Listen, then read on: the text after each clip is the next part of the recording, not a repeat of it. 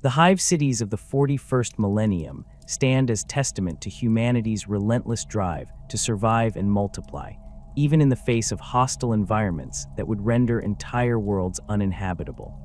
These colossal arcologies stretch across continents and pierce the very heavens, housing populations that dwarf the combined citizenry of ancient Terra's greatest nations. Each hive represents not merely an urban center, but a self-contained ecosystem of humanity, a vertical world where billions live, work, and die without ever setting foot upon natural soil. The genesis of these towering monuments lies buried in the forgotten annals of the Dark Age of technology, when humanity first ventured forth from Terra to claim the stars. The earliest hive cities began as pragmatic solutions to immediate survival needs, constructed from the repurposed hulks of colony ships that had carried humanity's children across the void. When these massive vessels reached their destinations, the colonists faced worlds that were often hostile to human life, atmospheres thick with toxins, surfaces scoured by radiation, or environments so harsh that traditional settlement patterns proved impossible. Rather than abandon their new homes, these early pioneers demonstrated the ingenuity that would become humanity's defining characteristic. They stripped their colony ships of everything useful, from hull plating to life support systems, and began constructing vertical settlements that could house their growing populations while protecting them from the hostile environments outside. The ship's fusion reactors became the power cores of these early settlements. Their hydroponics bays expanded into vast agricultural levels, and their hull armor was repurposed into the foundations of structures that would endure for millennia. As these settlements grew, they incorporated salvaged terraforming equipment into their expanding structures. Atmospheric processors became integrated into the hive's environmental systems, their massive intake valves and filtration networks forming the lungs through which these cities breathed. Geological modification equipment was repurposed to carve deep foundations into planetary bedrock, creating the stable bases necessary to support structures that would eventually reach into the upper atmosphere. Mining equipment designed to extract resources from hostile worlds became the tools used to quarry the materials needed for endless expansion. The architectural evolution of these early settlements followed patterns that would be replicated across thousands of worlds throughout human space.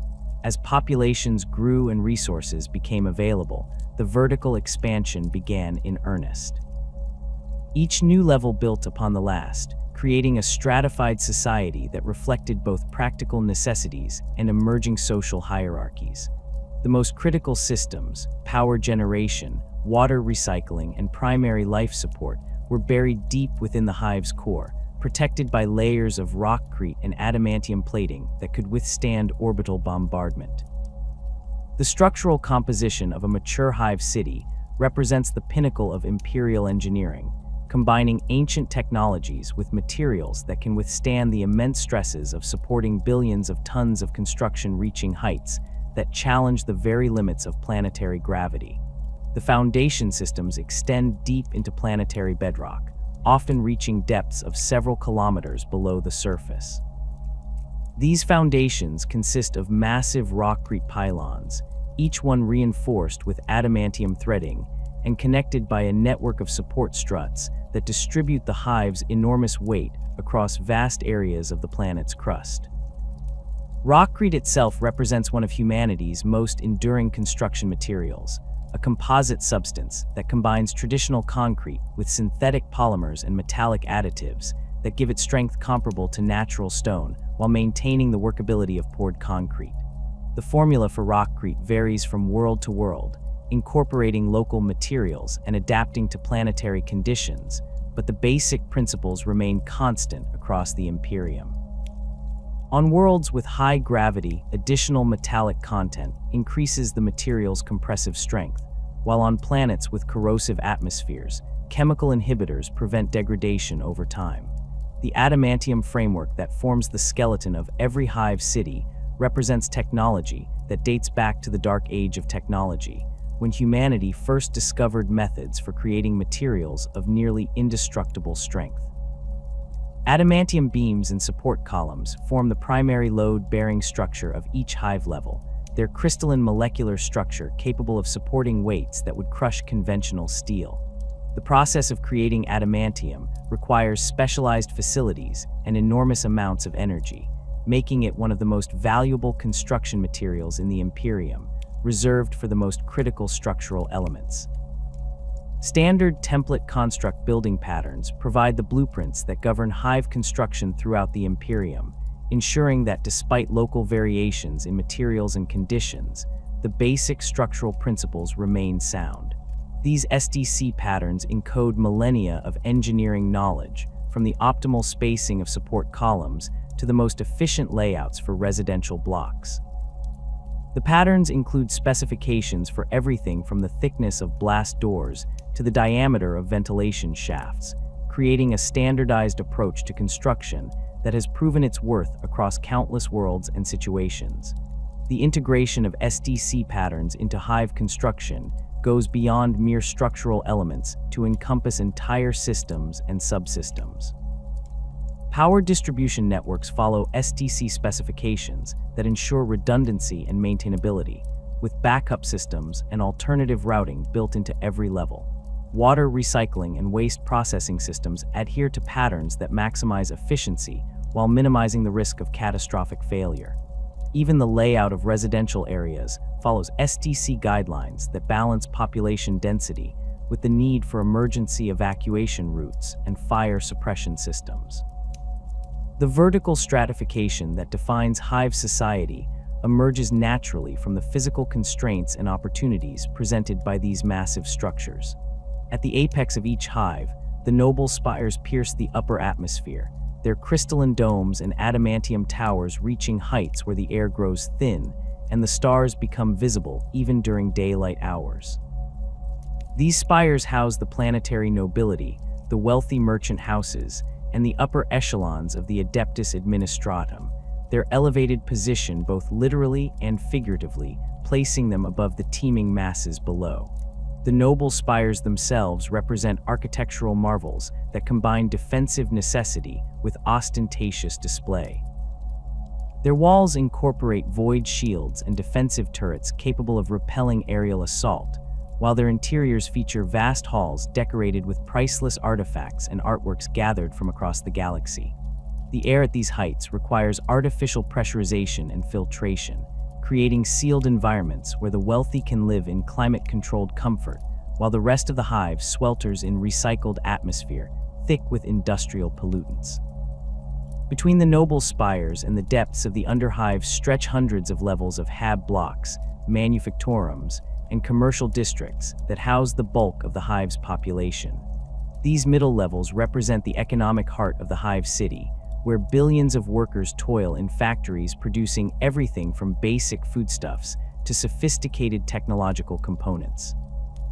The architecture of these levels prioritizes function over form, with identical hab blocks stretching for kilometers in every direction, their monotonous facades broken only by the occasional shrine to the emperor or propaganda display exhorting citizens to greater productivity.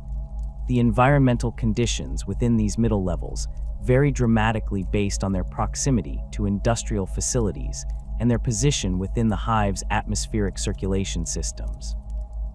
Levels near major manufactorums suffer from elevated temperatures and air pollution, while those positioned along primary ventilation shafts enjoy relatively clean air and stable temperatures.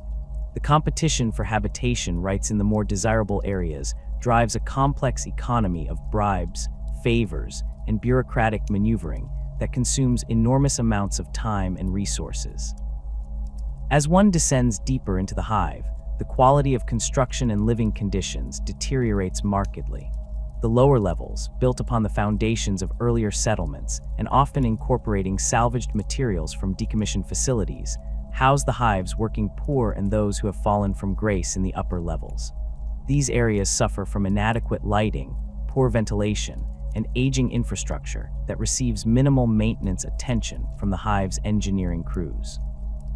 The underhive represents the deepest inhabited levels of the Hive City, where official imperial authority grows thin and alternative power structures emerge to fill the void.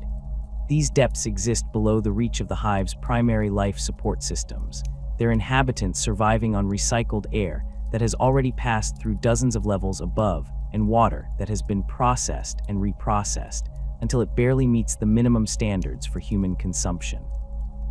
The architecture of the underhive consists largely of improvised structures built within the spaces between major support columns and infrastructure conduits, creating a labyrinthine environment where entire communities can exist undetected by the authorities above. The role of hive cities as critical population centers extends far beyond their function as mere urban areas. On worlds where the surface has become uninhabitable due to pollution, radiation, or atmospheric corruption, the hive cities represent the only viable locations for human habitation. These sealed environments provide protection from hostile external conditions while concentrating populations in areas where life support systems can operate efficiently. The recycling systems within a hive city can support populations far exceeding what the planet's natural ecosystem could sustain, making them essential for maintaining the vast human populations required to fuel the Imperium's war machine. On overcrowded worlds where natural population growth has exceeded the carrying capacity of traditional settlements, hive cities provide the vertical expansion necessary to accommodate billions of additional citizens.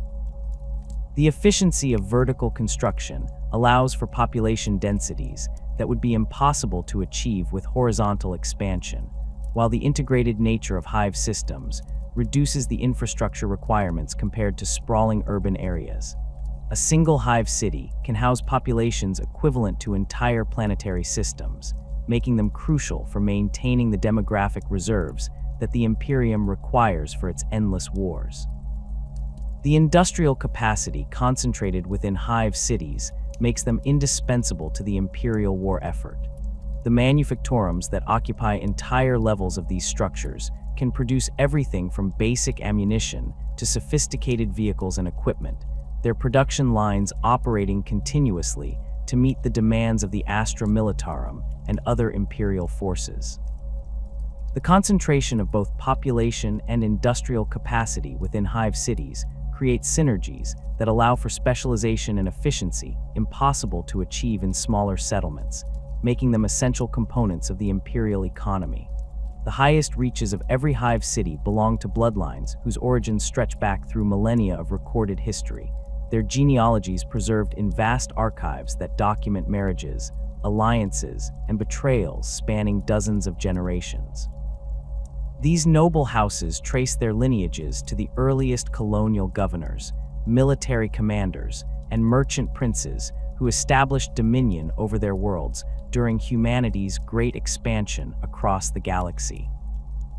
The House of Kryn on Necromunda claims descent from the original mining consortium leaders, who first exploited the planet's rich deposits of rare minerals, while the Calixian nobility of Hive Tarsus maintains detailed records proving their bloodline's connection to rogue trader dynasties that explored the Calixis sector during the 32nd millennium. The hereditary nature of Spire nobility creates a closed system where political power passes from parent to child according to ancient customs and legal frameworks that have remained largely unchanged for thousands of years. These inheritance laws vary between worlds and even between individual hive cities, but they consistently prioritize bloodline purity and documented lineage over merit or capability. The House of Magnara on Armageddon maintains its position through strict primogeniture, with the eldest child inheriting all titles and holdings regardless of gender, while the noble families of Hive Primus on Necromunda practice a complex system of distributed inheritance that divides holdings among multiple heirs while maintaining unified political authority.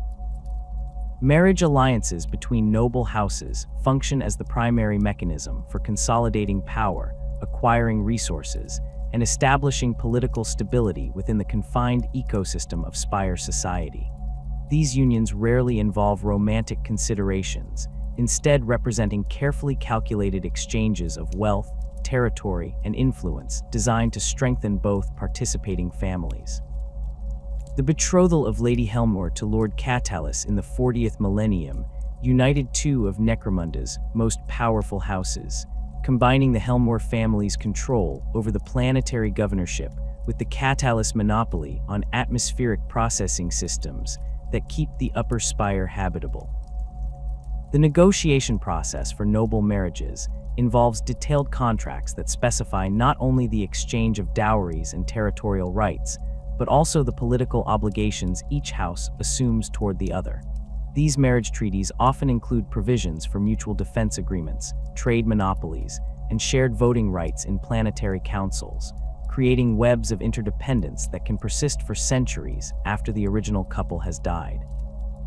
The marriage contract between House Kryn and House Orlok established joint control over 3 major mining operations, while guaranteeing Orlok access to Kryn's private landing facilities for off-world trade, an arrangement that has shaped Necromunda's political landscape for over 2,000 years. The children of these political unions grow up understanding that their personal desires remain subordinate to the strategic needs of their houses, receiving education that emphasizes diplomatic skills, economic theory, and the intricate protocols that govern inter-house relationships.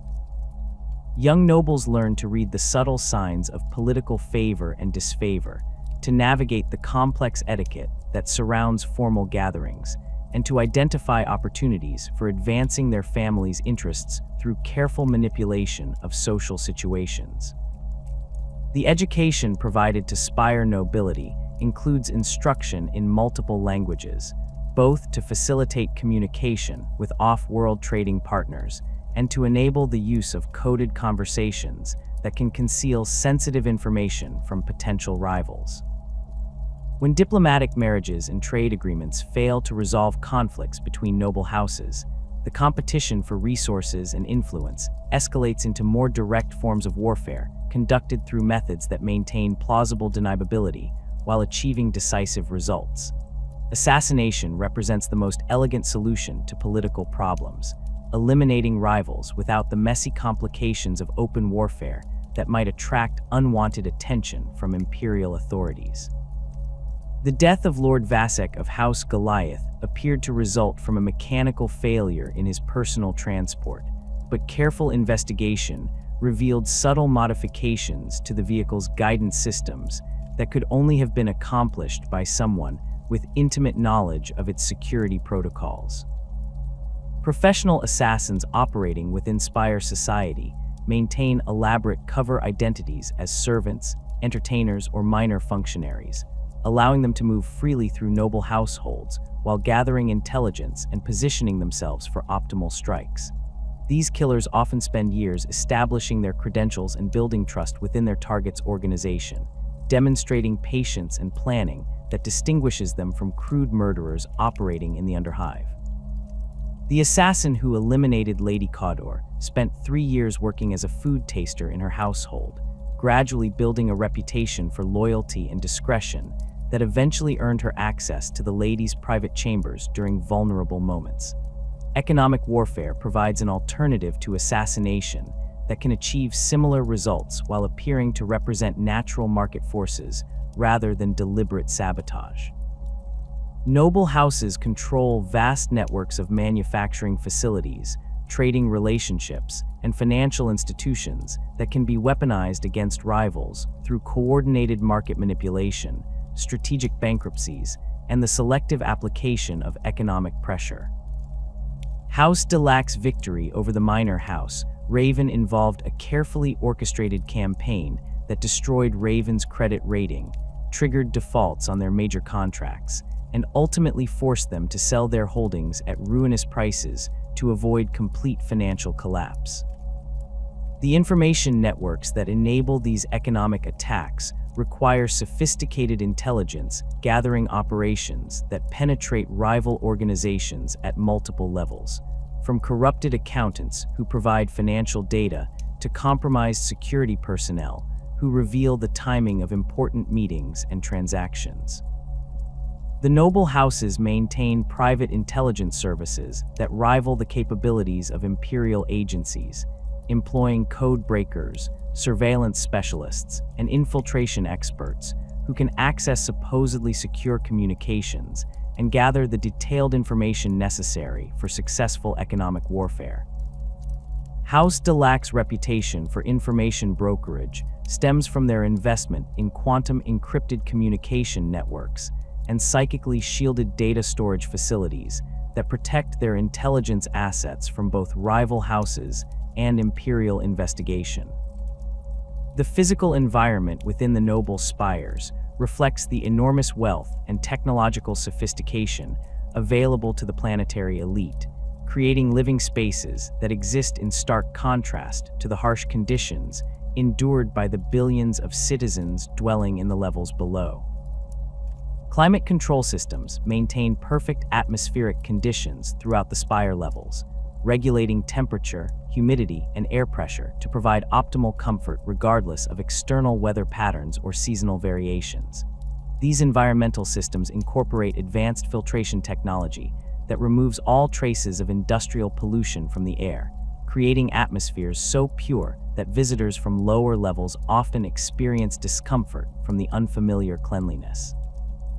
The architectural design of noble residences emphasizes both luxury and security, incorporating materials and technologies that demonstrate wealth while providing protection against the various threats that plague spire society. Walls constructed from rare stone quarried on distant worlds showcase the family's interstellar trading connections, while hidden weapon systems and reinforced blast doors provide defense against assassination attempts and rival house incursions. The private chambers of Lord Helmore feature walls made from crystallized promethium that creates beautiful refractive patterns while providing protection equivalent to military-grade armor plating. Imported delicacies from across the galaxy stock the larders of noble households, representing not merely sustenance, but symbols of political connections and economic power that extend beyond planetary boundaries. Amasic from the finest distilleries on distant agri-worlds flows freely at spire gatherings, while rare spices harvested from death worlds add exotic flavors to meals prepared by master chefs trained in culinary traditions that span multiple sectors. The dinner table of Lady Catalyst regularly features fruits that require specialized stasis fields for interstellar transport, their cost exceeding the annual income of entire Hab block communities. The medical facilities available to spire nobility incorporate technologies that can extend human lifespans far beyond the natural limits experienced by ordinary citizens, creating a gerontocracy where ancient patriarchs and matriarchs maintain control over their houses for centuries. Juvenat treatments slow the aging process through complex biochemical interventions that repair cellular damage and maintain organ function, while more advanced procedures can replace failing organs with vat-grown substitutes that perfectly match the recipient's genetic profile. Lord Kryn celebrated his 300th birthday while maintaining the physical appearance and mental acuity of a man one-third his actual age, his longevity ensuring continuity of leadership that spans multiple generations of lesser nobles. The political structure that governs Hive cities reflects the complex relationship between local autonomy and imperial authority, creating a system where planetary governors must balance the demands of their noble constituents against the requirements imposed by distant Terra.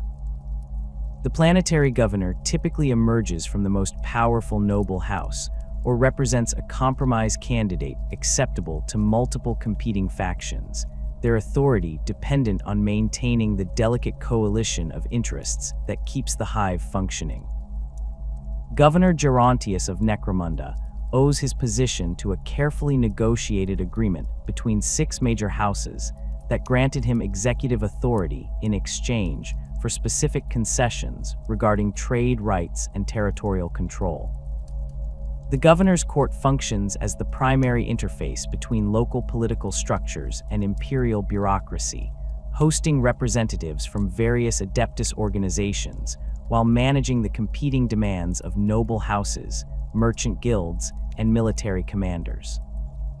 These court sessions involve elaborate ceremonies that reinforce the governor's authority while providing opportunities for nobles to present petitions, negotiate agreements, and display their wealth and influence to potential allies and rivals. The weekly audiences held in the governor's palace on Armistice Prime feature processions of noble delegations bearing gifts and tribute, their presentations carefully choreographed to demonstrate proper respect while advancing their political agendas.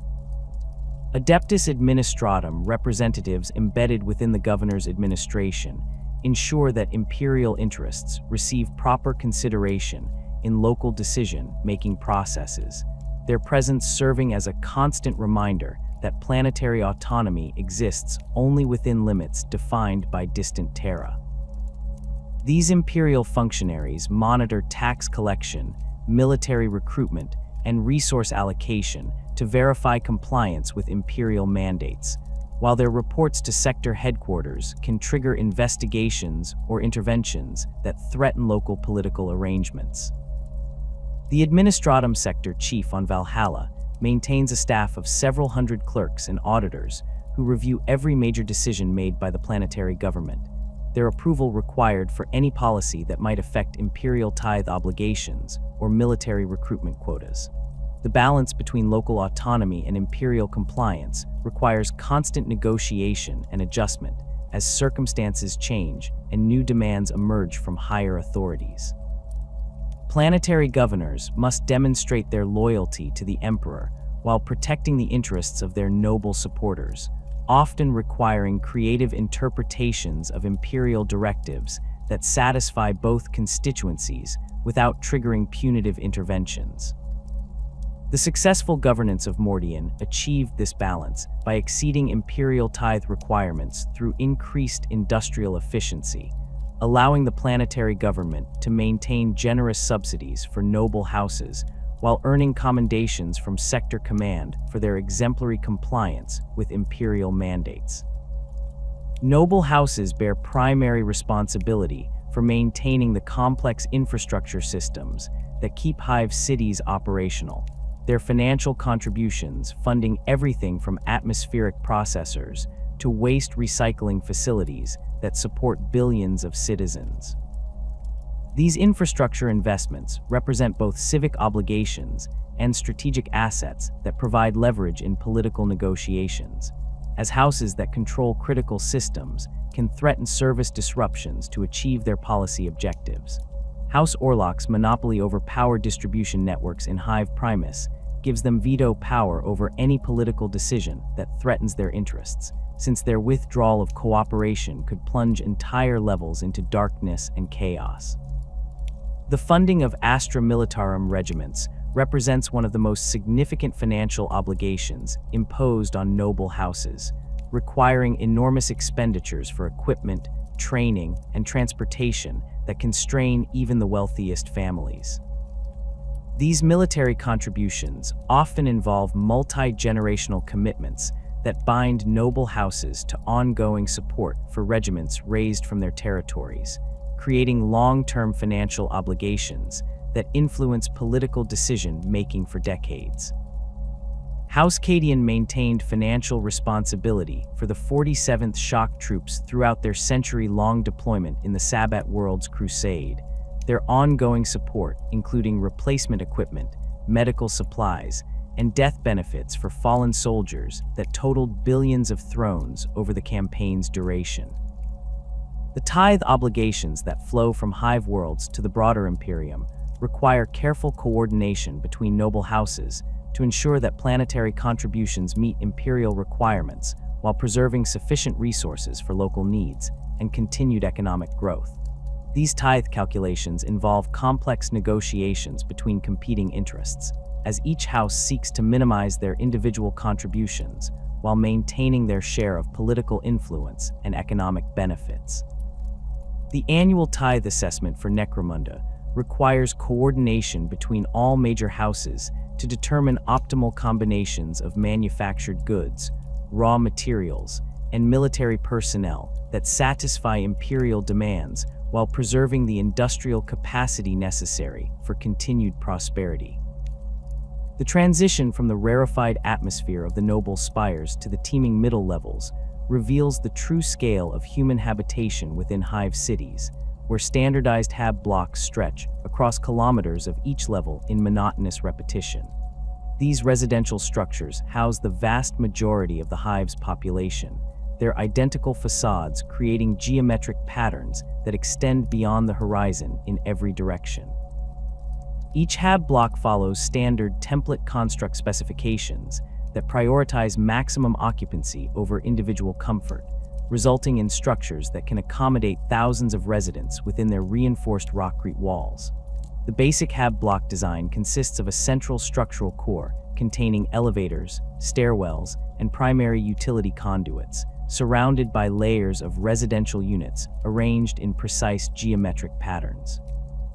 These units measure exactly 4 meters by 3 meters, providing just enough space for basic human habitation while maximizing the number of families that can be housed within each structure.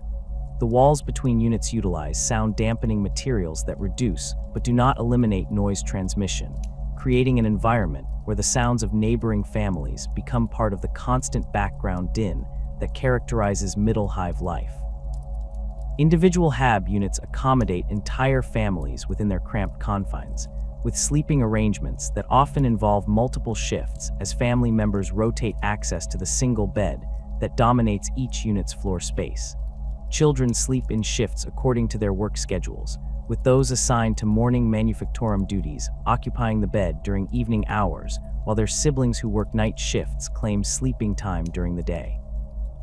Parents frequently sacrifice their own rest periods to ensure their children receive adequate sleep before their mandatory work assignments, leading to chronic exhaustion that becomes a defining characteristic of middle hive existence. Storage space within each hab unit consists of built-in wall compartments and overhead storage areas that must accommodate all personal possessions, clothing, and emergency supplies for the entire family. These storage systems follow standardized designs that maximize utility while preventing the accumulation of excess possessions that might create fire hazards or impede emergency evacuation procedures. Families develop elaborate organizational systems to manage their limited storage capacity, with personal items rotated between active use and storage according to seasonal requirements and work schedule changes. Privacy represents perhaps the greatest luxury within hab block communities, achievable only through careful scheduling and mutual agreements between family members. Parents conduct private conversations during their children's work shifts, while intimate relationships require coordination with neighbors to ensure temporary privacy through sound masking or temporary relocation arrangements. The psychological stress created by constant proximity to family members contributes to the high rates of domestic violence and mental instability documented in middle hive medical records, with overcrowding-related incidents accounting for a significant percentage of all reported crimes within hab block communities. The sanitation facilities serving each hab block consist of communal washrooms and waste disposal units shared between multiple residential levels, creating queuing systems that can extend for hours during peak usage periods. These facilities operate on strict schedules that allocate specific time slots to different residential blocks, with violations of assigned usage times resulting in fines or temporary suspension of access privileges. The water recycling systems that supply these facilities process wastewater through multiple filtration stages before returning it to the general supply, though the recycling process often imparts distinctive tastes and odors that remind users of the water's previous applications. Communal cooking facilities located on designated levels within each hab block provide access to food preparation equipment that individual families cannot afford to maintain within their cramped living spaces. These kitchens operate according to reservation systems that allocate cooking time based on family size and work schedules, with priority given to families whose members work in essential industries or maintain exemplary productivity records.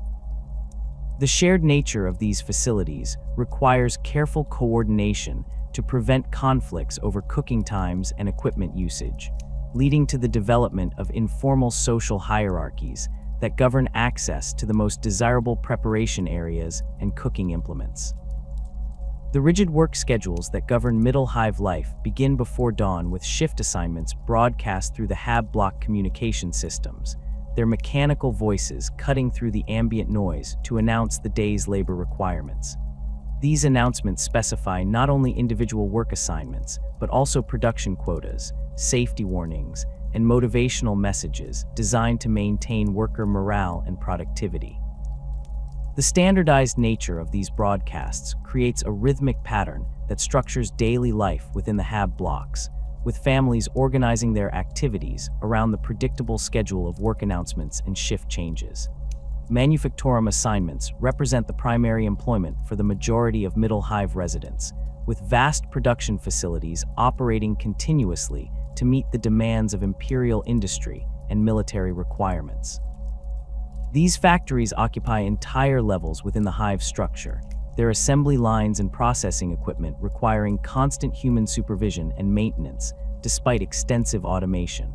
Workers assigned to manufactorum duties typically spend 12-hour shifts performing repetitive tasks under harsh lighting and elevated temperatures, with brief rest periods allocated according to strict schedules that prioritize production efficiency over worker comfort. The production lines within major manufactorums create environments where individual workers become components in larger mechanical systems, their movements coordinated with automated equipment to achieve optimal output rates. Assembly workers stand at designated positions along conveyor systems that move partially completed products through various stages of construction, each worker responsible for specific tasks that must be completed within precise time limits. The repetitive nature of this work leads to physical injuries from constant repetition of identical motions, while the psychological stress of maintaining perfect timing creates mental health problems that affect significant percentages of the workforce.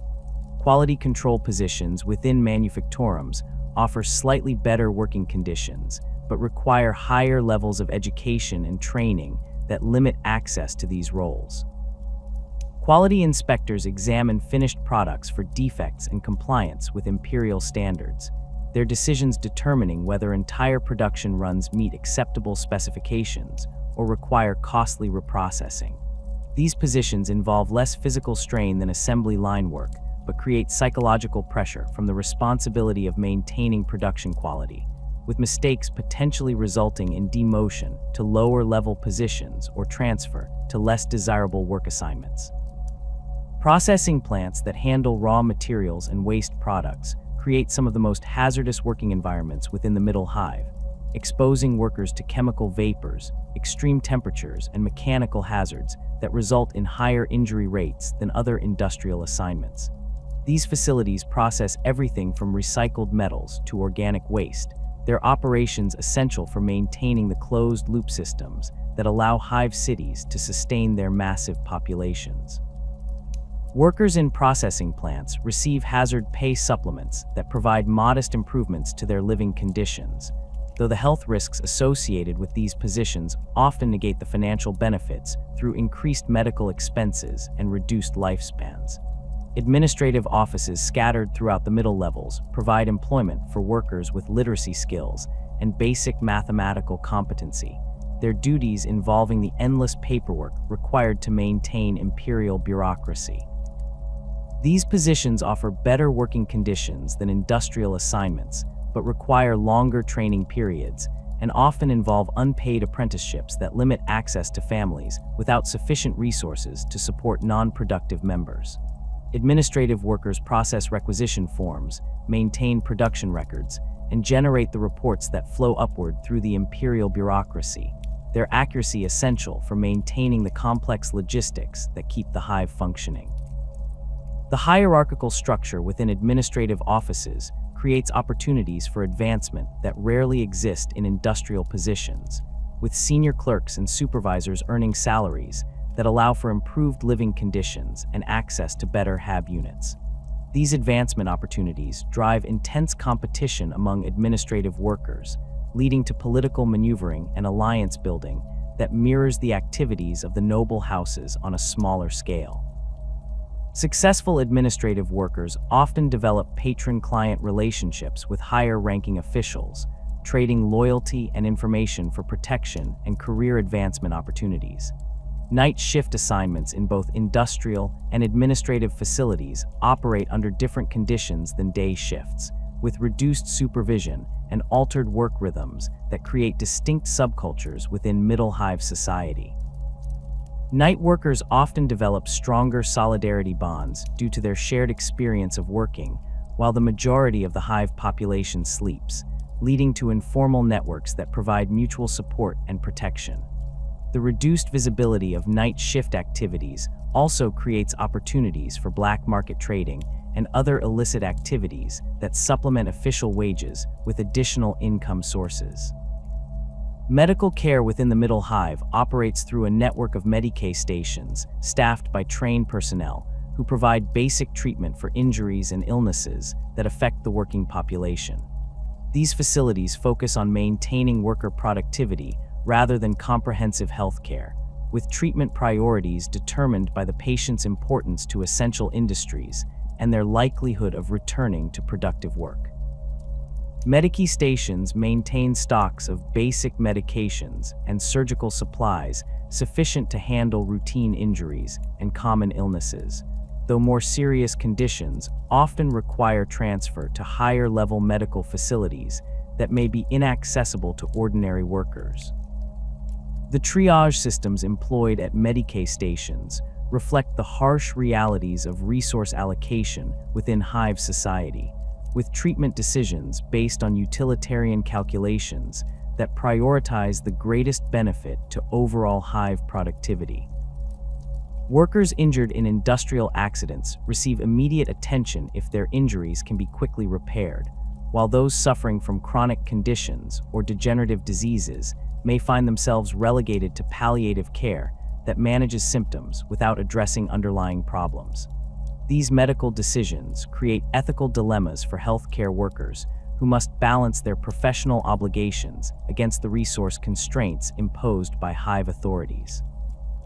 Preventive medicine programs within the middle hive focus on maintaining workforce health through vaccination campaigns, nutritional supplements, and safety training that reduces the incidence of preventable injuries and illnesses. These programs achieve significant success in controlling infectious diseases that could devastate densely populated hive blocks, though their effectiveness depends on worker compliance with medical directives and the availability of resources for program implementation. The success of preventive medicine initiatives often determines whether individual Medicae stations receive additional funding and supplies, creating incentives for healthcare workers to prioritize prevention over treatment. Educational indoctrination centers serve the dual purpose of providing basic literacy and mathematical skills while instilling proper imperial values and work ethics in the next generation of hive workers. These facilities operate according to standardized curricula that emphasize practical skills needed for industrial work while incorporating religious instruction and political indoctrination designed to create loyal and productive citizens. Students attend educational sessions during their non-work hours, with class schedules coordinated with family work assignments to ensure that children receive instruction without interfering with household labor contributions. The educational curriculum within indoctrination centers focuses heavily on technical skills required for specific industries, with students tracked into specialized programs based on aptitude tests and family background. Children from families with histories of successful industrial work receive training for skilled technical positions, while those from less productive backgrounds find themselves directed toward basic labor training that prepares them for entry-level positions. This tracking system perpetuates social stratification by limiting educational opportunities based on family status rather than individual potential. Religious instruction forms a mandatory component of all educational programs, with students required to memorize imperial prayers, learn the basic tenets of the imperial creed, and participate in regular worship services that reinforce their obligations to the emperor and the Imperium. These religious lessons emphasize the virtue of hard work, the importance of obedience to authority, and the sacred nature of sacrifice for the greater good of humanity. Students who demonstrate exceptional religious devotion may receive recommendations for positions within the ecclesiarchy or other imperial organizations that offer alternatives to industrial careers. Food distribution points located throughout the middle levels provide access to the basic nutritional requirements necessary to maintain worker health and productivity, though the quality and variety of available food reflects the utilitarian approach that characterizes all aspects of middle hive life. These facilities distribute processed food products manufactured within the hive's agricultural levels, with rations calculated to provide minimum caloric requirements for workers in different industrial categories. The standardized nature of food distribution creates monotonous diets that rarely vary throughout the year, leading to nutritional deficiencies that affect worker health and productivity. The rationing systems employed at food distribution points allocate food based on work performance and family productivity records, creating incentives for maintaining high output levels while punishing those whose performance falls below acceptable standards. Families with members in essential industries receive supplemental rations that improve their nutritional status, while those whose productivity records show declining performance may find their food allocations reduced below subsistence levels. These allocation decisions create additional stress within families already struggling with overcrowded living conditions and demanding work schedules. Black market food trading operates alongside official distribution systems, providing access to higher quality foods and dietary supplements for workers who can afford premium prices or who have access to valuable trade goods. These informal markets often center around communal cooking facilities, where workers exchange surplus rations for different food types or trade work-related favors for access to imported delicacies. The authorities generally tolerate small-scale food trading as long as it does not interfere with official distribution systems or create security risks within the HAB blocks. Social stratification within the middle hive creates distinct hierarchical levels that determine access to better living conditions, work assignments, and advancement opportunities. Skilled tech adepts who maintain and repair the complex machinery that keeps the hive functioning occupy the highest positions within middle hive society, their specialized knowledge earning them respect and privileges that approach those enjoyed by minor nobility. These technical specialists often inherit their positions through family traditions that pass knowledge and training from parent to child, creating hereditary castes of skilled workers who maintain their elevated status across multiple generations. Supervisory positions within manufactorums and administrative offices provide another pathway to improved status within middle hive society, though these roles require political skills and connections that may be more important than technical competency. Supervisors coordinate the activities of multiple workers while serving as intermediaries between the workforce and higher-level management, their success dependent on maintaining productivity levels while managing the complex interpersonal dynamics that emerge within large work groups. The stress associated with supervisory responsibilities often leads to health problems and shortened lifespans, though the improved living conditions and social status associated with these positions make them highly sought after despite their drawbacks. Basic laborers who perform routine tasks without specialized skills or supervisory responsibilities form the largest segment of middle hive society, their standardized work assignments and minimal advancement opportunities creating a stable but economically vulnerable population. These workers depend entirely on their physical ability to perform assigned tasks, with injuries or age-related decline leading to reduced productivity and potential demotion to lower status positions.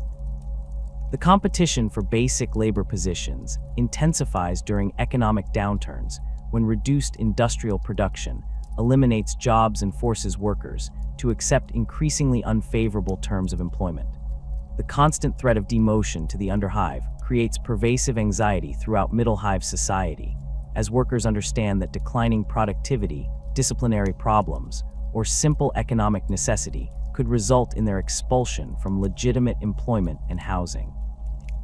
Families who lose their HAB block accommodations due to work-related problems find themselves forced into the dangerous and unregulated environment of the underhive, where survival depends on criminal activities and informal economic networks that operate outside imperial authority. This threat serves as a powerful motivational tool that encourages compliance with work requirements and social expectations, though it also creates psychological stress that affects worker performance and mental health. The descent from residential hab blocks into the industrial sectors reveals the true beating heart of Hive City productivity, where vast manufactorums stretch across entire levels in cathedral-like halls filled with the constant thunder of machinery and the acrid smell of promethium exhaust. These production facilities operate without pause, their assembly lines and processing equipment churning out the endless stream of materials that sustain both the Hive's internal needs and the Imperium's insatiable appetite for manufactured goods. The transition between residential and industrial zones occurs gradually, with smaller workshop facilities and service industries giving way to increasingly massive production complexes that dwarf even the largest hab blocks in their scope and complexity. The primary manufactorums that dominate the industrial levels follow standard template construct designs that have remained fundamentally unchanged for millennia, their layouts optimized for maximum efficiency in converting raw materials into finished products. These facilities typically occupy rectangular floor plans measuring several kilometers in length and width, with ceiling heights reaching up to 50 meters to accommodate the massive machinery required for heavy industrial production. The central areas of each manufactorum contain the primary production lines, while peripheral zones house support facilities including raw material storage, quality control stations, and worker rest areas that provide minimal comfort during brief break periods. Lasgun production represents one of the most critical manufacturing processes within imperial manufactorums, requiring precision assembly of power cells, focusing crystals, and barrel assemblies that must meet exacting specifications for military use. The assembly lines dedicated to lasgun production employ hundreds of workers who perform specialized tasks in carefully coordinated sequences, with each worker responsible for installing specific components before passing the weapon to the next station. The focusing crystals that form the heart of each lasgun require particularly careful handling, as even minor imperfections in their alignment can result in weapons that fail catastrophically during combat operations. The quality control procedures for military equipment involve extensive testing protocols that verify each weapon's performance against imperial standards before approval for shipment to Astra Militarum units. Testing stations equipped with specialized equipment measure the power output, beam coherence, and thermal stability of completed lasguns, while durability tests subject weapons to extreme conditions that simulate battlefield environments. Weapons that fail these tests undergo disassembly and component analysis to identify manufacturing defects, with failed components recycled back into the production process, while successful weapons receive certification marks that guarantee their reliability. Flak armor production facilities operate adjacent to weapon manufacturing areas, their assembly processes requiring different specialized equipment and worker skills, adapted to working with the layered ceramic and plasteel materials that provide protection against small arms fire and shrapnel. The manufacturing process begins with the cutting and shaping of individual armor plates according to standardized patterns that ensure proper fit and coverage for human torsos and limbs. Workers skilled in ceramic handling techniques apply protective coatings and install impact-absorbing padding that reduces the kinetic energy transferred to the wearer during impacts. The assembly of complete flak armor sets requires careful attention to joint articulation and weight distribution, as poorly fitted armor can restrict movement and reduce combat effectiveness even while providing adequate protection. Experienced armorers adjust strap lengths and padding thickness to accommodate the physical variations found among Astra Militarum recruits, while quality inspectors verify that completed armor sets meet mobility requirements through standardized movement tests. The final stages of armor production involve the application of unit markings and imperial insignia that identify the intended recipients and demonstrate proper imperial authority. Consumer goods production occupies significant portions of industrial capacity, manufacturing the basic items required for daily life within the hive's civilian population. These production lines create everything from clothing and personal hygiene products to simple tools and household implements, their output carefully calculated to meet the needs of the hive's massive population while maintaining cost efficiency. The standardized nature of consumer goods reflects both resource constraints and the practical requirements of mass production, resulting in utilitarian designs that prioritize function over aesthetic appeal. Textile production facilities process synthetic fibers and recycled materials into the basic clothing worn by the majority of hive residents, their weaving machines operating continuously to produce the enormous quantities of fabric required for billions of inhabitants. The clothing patterns used in these facilities follow standardized designs that minimize material waste while providing adequate coverage and durability for industrial workers. Color options remain limited to dyes that can be produced efficiently within the hive's chemical processing facilities, resulting in the monotonous gray and brown garments that characterize middle hive fashion. Building materials represent another crucial category of industrial production, with specialized facilities manufacturing the rockcrete, plasteel reinforcements, and structural components required for ongoing hive maintenance and expansion. The production of rockcrete involves mixing locally available minerals with synthetic binding agents in massive rotating drums that ensure proper consistency and strength characteristics. Quality control procedures for building materials include stress testing and chemical analysis that verify compliance with structural engineering requirements, as substandard materials could compromise the integrity of critical hive infrastructure. The Adeptus Mechanicus maintains a significant presence within the most important production facilities, their red-robed tech priests overseeing the operation of ancient machinery and ensuring that manufacturing processes adhere to the sacred protocols preserved in their data vaults. These tech adepts possess the specialized knowledge required to maintain and repair the complex automated systems that form the backbone of Imperial industry, their mechanical augmentations allowing them to interface directly with machine spirits and diagnose problems that would baffle ordinary technicians. The rituals performed by tech priests before beginning each work shift include the burning of sacred oils and the chanting of binary hymns that appease the machine spirits and ensure optimal equipment performance. The relationship between tech priests and ordinary workers involves careful protocols that maintain the mystique surrounding advanced technology while ensuring that production requirements receive proper attention. Tech adepts typically communicate with civilian workers through designated intermediaries who translate technical requirements into comprehensible instructions, as direct interaction between the Mechanicus and unaugmented humans can create theological complications regarding the nature of flesh and machine. The presence of tech priests within manufactorums serves both practical and spiritual functions, as their oversight guarantees technical competency, while their religious authority reinforces the sacred nature of productive labor. Ancient machinery dating back to the dark age of technology operates within the most critical production facilities, these irreplaceable devices representing technological capabilities that modern imperial science cannot fully comprehend or replicate.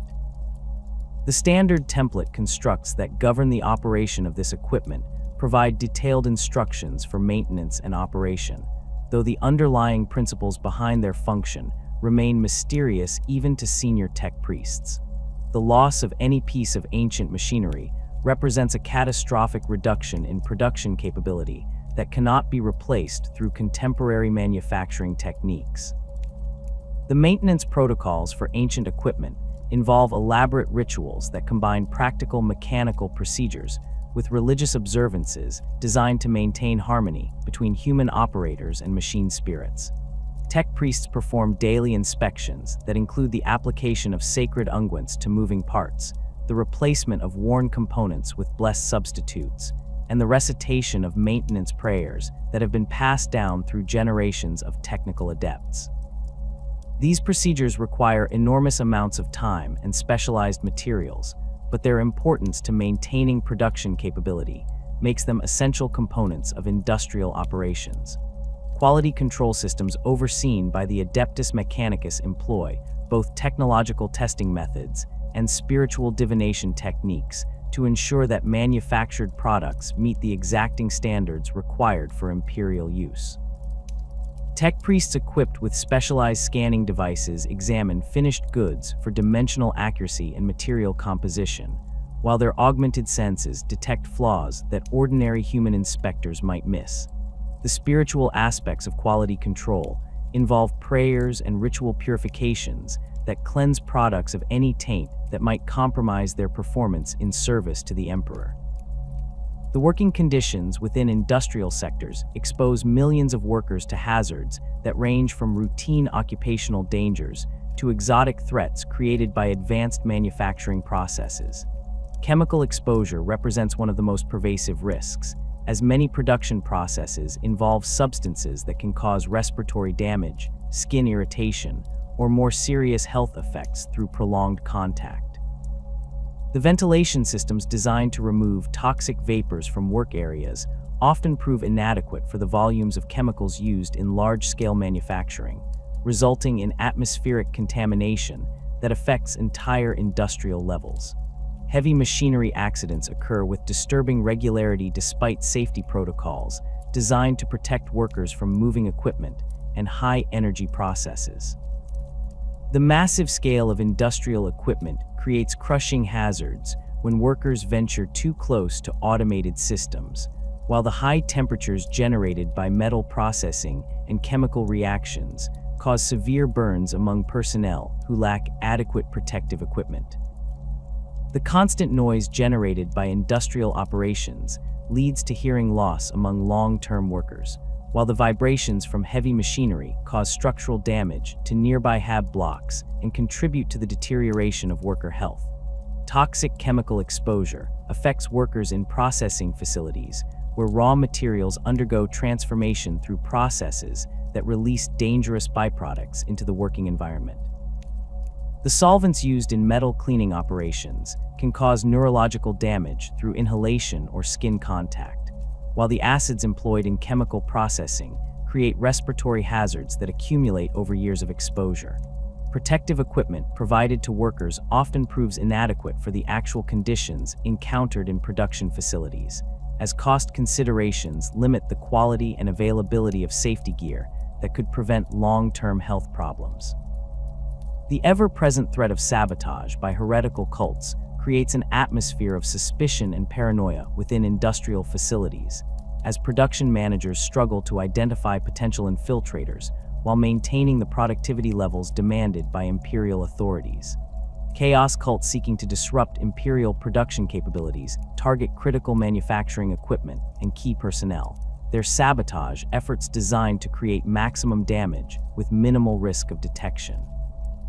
The sophisticated nature of industrial systems makes them vulnerable to subtle forms of sabotage that can cause catastrophic failures while appearing to result from mechanical malfunctions or operator error. Security measures designed to prevent cult infiltration include background investigations of all workers, surveillance systems that monitor activity within sensitive areas, and loyalty testing procedures that attempt to identify individuals with questionable allegiances. These security protocols create additional bureaucratic overhead that slows production processes while generating enormous amounts of documentation that must be reviewed and stored according to Imperial regulations. The psychological pressure created by constant surveillance affects worker morale and productivity, as employees struggle to perform their duties while avoiding actions that might be interpreted as suspicious by security personnel. Counterintelligence operations conducted by Imperial authorities within industrial sectors involve the use of undercover agents who pose as ordinary workers while gathering information about potential cult activities. These operatives receive specialized training in recognizing the signs of heretical influence and the communication methods used by cult networks to coordinate their activities. The presence of undercover agents creates additional paranoia among legitimate workers who cannot distinguish between genuine colleagues and Imperial spies, leading to social fragmentation that undermines the solidarity necessary for effective industrial operations. The complex supply chains that support industrial production require coordination between multiple levels of the Hive hierarchy, from the mining operations that extract raw materials to the transportation networks that deliver finished goods to their final destinations. Raw material flows begin in the deep mining levels, where specialized equipment extracts ores, minerals, and other substances required for manufacturing processes. These materials undergo initial processing in facilities located near the extraction sites, where crushing, sorting, and preliminary refinement reduce transportation costs while preparing materials for further processing in higher-level facilities. Transportation systems within the Hive include massive cargo elevators that move materials between levels, conveyor networks that carry goods across horizontal distances, and specialized vehicles designed to navigate the narrow passages and steep gradients found throughout the Hive structure. The elevator systems represent critical infrastructure that requires constant maintenance and security protection, as their failure could disrupt supply chains and isolate entire levels from essential resources. The scheduling of elevator usage involves complex algorithms that balance competing demands for transportation capacity while ensuring that critical materials receive priority treatment. Processing centers located throughout the middle levels transform raw materials into the intermediate products required for final manufacturing processes. Their specialized equipment designed to handle specific types of materials and production requirements. Metal processing facilities use massive furnaces and rolling mills to convert raw ores into the steel and aluminum alloys used in construction and manufacturing, while chemical processing plants transform organic and synthetic feedstocks into the plastics, solvents, and other chemical products required for industrial production. The coordination between processing centers and final manufacturing facilities requires precise timing and quality control to ensure that materials arrive when needed and meet the specifications required for their intended applications. Distribution networks that move finished goods from manufactorums to their final destinations operate according to carefully planned schedules that coordinate with shipping facilities, military depots, and civilian distribution centers. The packaging and labeling of finished products follow standardized procedures that ensure proper identification and handling throughout the distribution process, while tracking systems monitor the movement of goods to prevent theft and ensure timely delivery. The complexity of these distribution networks requires enormous amounts of coordination and communication between different organizations and administrative levels. Off-world shipping represents the final stage of the supply chain for products destined for other Imperial worlds, requiring coordination with orbital facilities and interstellar transportation networks that operate beyond the direct control of Hive authorities.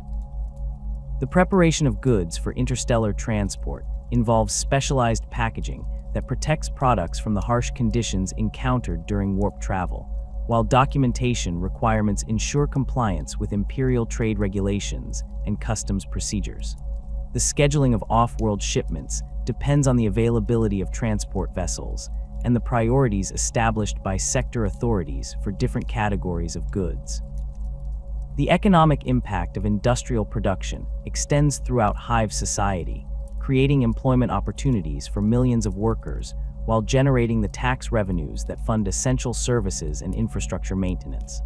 The wages paid to industrial workers provide the purchasing power that supports consumer goods markets and service industries, while the profits generated by successful production facilities fund expansion projects and technological improvements.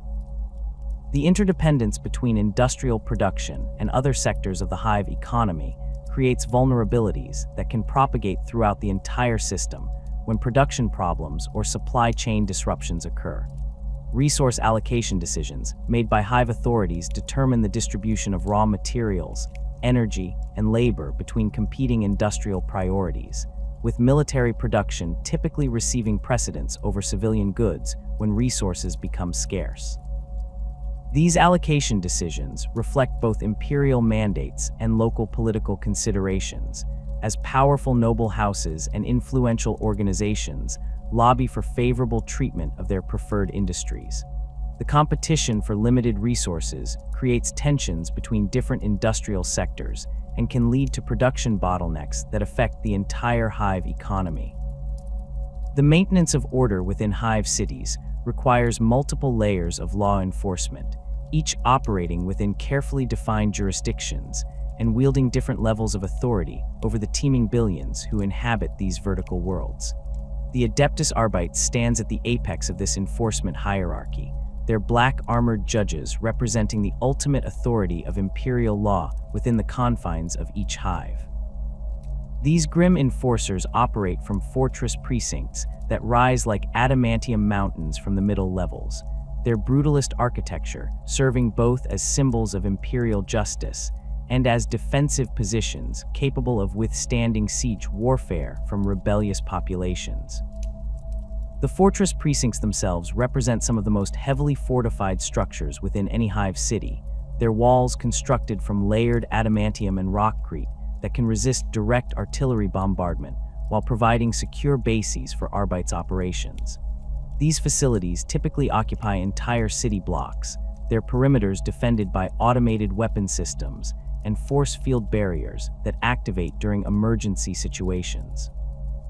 The main entrance gates stand 20 meters high and incorporate blast doors capable of sealing the fortress against chemical attacks or atmospheric contamination, while hidden sally ports provide emergency egress routes that allow Arbites forces to deploy rapidly throughout the surrounding areas. Within the fortress precincts, detention facilities extend deep underground in multi-level complexes that can house thousands of prisoners awaiting trial or serving sentences for crimes against imperial law. These detention blocks follow standardized designs that prioritize security over prisoner comfort, with individual cells measuring 2 meters by 3 meters and containing only basic sanitation facilities and a sleeping platform. The cell blocks radiate outward from central guard stations that allow constant surveillance of prisoner activities, while automated systems monitor vital signs and movement patterns to detect escape attempts or medical emergencies. The interrogation chambers located within Arbites' fortress precincts incorporate both technological and psychological methods for extracting information from suspects and prisoners. These facilities include specialized equipment for conducting neural scans, truth serum administration, and other investigative techniques that operate within the boundaries established by imperial law. The chambers themselves feature reinforced walls that contain sound and prevent external interference, while recording systems document all proceedings for later review by senior judges and legal authorities. Armories within fortress precincts contain vast stocks of specialized equipment designed for crowd control and urban warfare, including riot suppressors, shock mauls, and combat shotguns loaded with non-lethal ammunition for situations requiring the dispersal of unruly crowds without excessive casualties. The heavier weapons stored in these facilities include grenade launchers, flamethrowers, and even vehicle-mounted weapon systems that can be deployed during major civil disturbances or insurgent activities.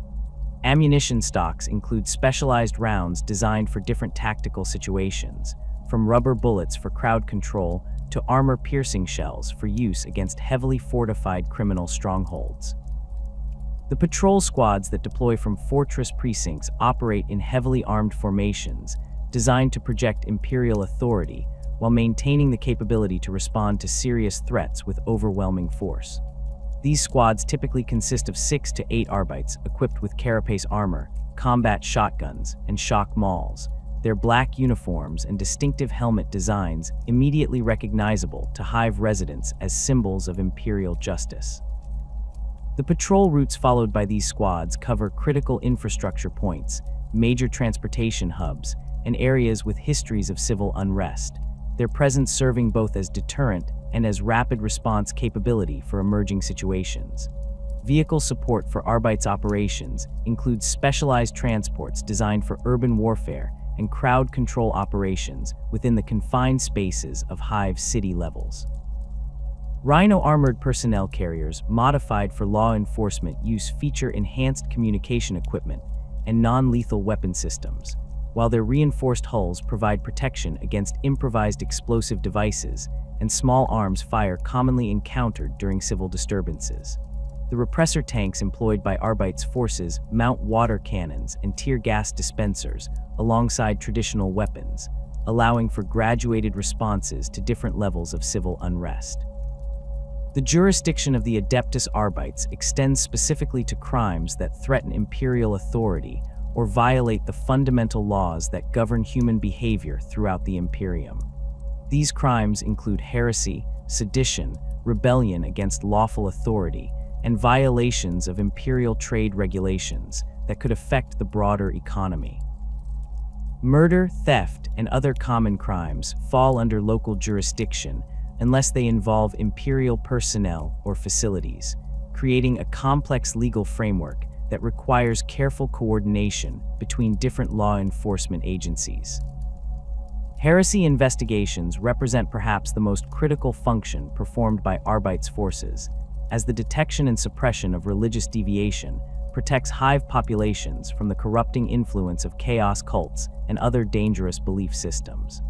These investigations often begin with reports from informants or suspicious activities detected by surveillance systems, leading to comprehensive operations that may involve weeks of covert observation before arrests occur. The evidence-gathering procedures used in heresy cases require specialized training in recognizing cult symbols, ritual implements, and other indicators of religious corruption that ordinary law enforcement personnel might overlook. Sedition cases involve activities designed to undermine imperial authority or encourage resistance to lawful government, including the distribution of prohibited literature, organization of unauthorized political meetings, and attempts to incite rebellion among the working population. The investigation of sedition requires careful analysis of communication patterns, social networks, and ideological influences that may indicate organized resistance movements. Arbites investigators employ sophisticated surveillance techniques and undercover operations to penetrate seditious organizations and gather evidence for prosecution. Economic crimes that fall under Arbites' jurisdiction include tax evasion on a massive scale, black market trading in prohibited goods, and corruption involving imperial officials or resources. These investigations often require coordination with Adeptus Administratum personnel who possess the specialized knowledge necessary to analyze complex financial records and identify irregular transactions. The prosecution of economic crimes can result in sentences ranging from heavy fines and asset forfeiture to execution for the most serious violations involving military supplies or strategic resources. Local planetary defense force units operate alongside Arbites forces, but maintain separate command structures and areas of responsibility focused on external threats and large-scale security operations. These PDF forces typically recruit from the Hive's population and receive training in conventional military tactics adapted for urban warfare environments. Their equipment includes standard Imperial Guard weapons and vehicles, though often of older patterns or locally manufactured variants that may lack the sophisticated features found in frontline military units. The organization of PDF forces within Hive cities follows regimental structures that divide responsibilities between different types of units specialized for specific threats and operational requirements. Infantry regiments provide the basic manpower for patrol duties and crowd control operations, their soldiers equipped with las guns, flak armor, and basic communication equipment that allows coordination with other security forces. Armored regiments operate vehicles ranging from Chimera transports to Leman Russ battle tanks, their heavy weapons providing the firepower necessary to suppress major civil disturbances or repel external attacks. Artillery units within PDF forces maintain positions on the upper levels of Hive cities, where their weapons can provide fire support for ground operations while defending against aerial attacks. These positions include both traditional artillery pieces and more sophisticated air defense systems capable of engaging aircraft and orbital threats. The placement of artillery positions requires careful consideration of structural integrity and civilian safety, as the massive recoil forces generated by heavy weapons can damage Hive infrastructure if not properly managed. Hive security forces represent the most numerous law enforcement personnel within each city, their responsibilities encompassing routine patrol duties, traffic control, and the investigation of common crimes that do not require Arbites intervention. These forces recruit exclusively from local populations and receive training focused on crowd psychology, basic investigative techniques, and the use of non-lethal weapons for subduing suspects without causing permanent injury. Their equipment typically includes riot gear, shock prods, and basic protective armor sufficient for dealing with ordinary criminal activities. The training programs for Hive security personnel emphasize de-escalation techniques and community relations that help maintain public order without resorting to excessive force. These programs include instruction in recognizing signs of mental illness, substance abuse, and other conditions that may contribute to criminal behavior, allowing security officers to respond appropriately to different types of situations. The psychological screening of security recruits attempts to identify individuals with appropriate temperaments for law enforcement work, while excluding those with tendencies toward corruption or excessive violence. Riot control represents one of the most challenging aspects of Hive security operations, requiring coordinated responses from multiple agencies and careful application of force to disperse crowds without triggering larger disturbances.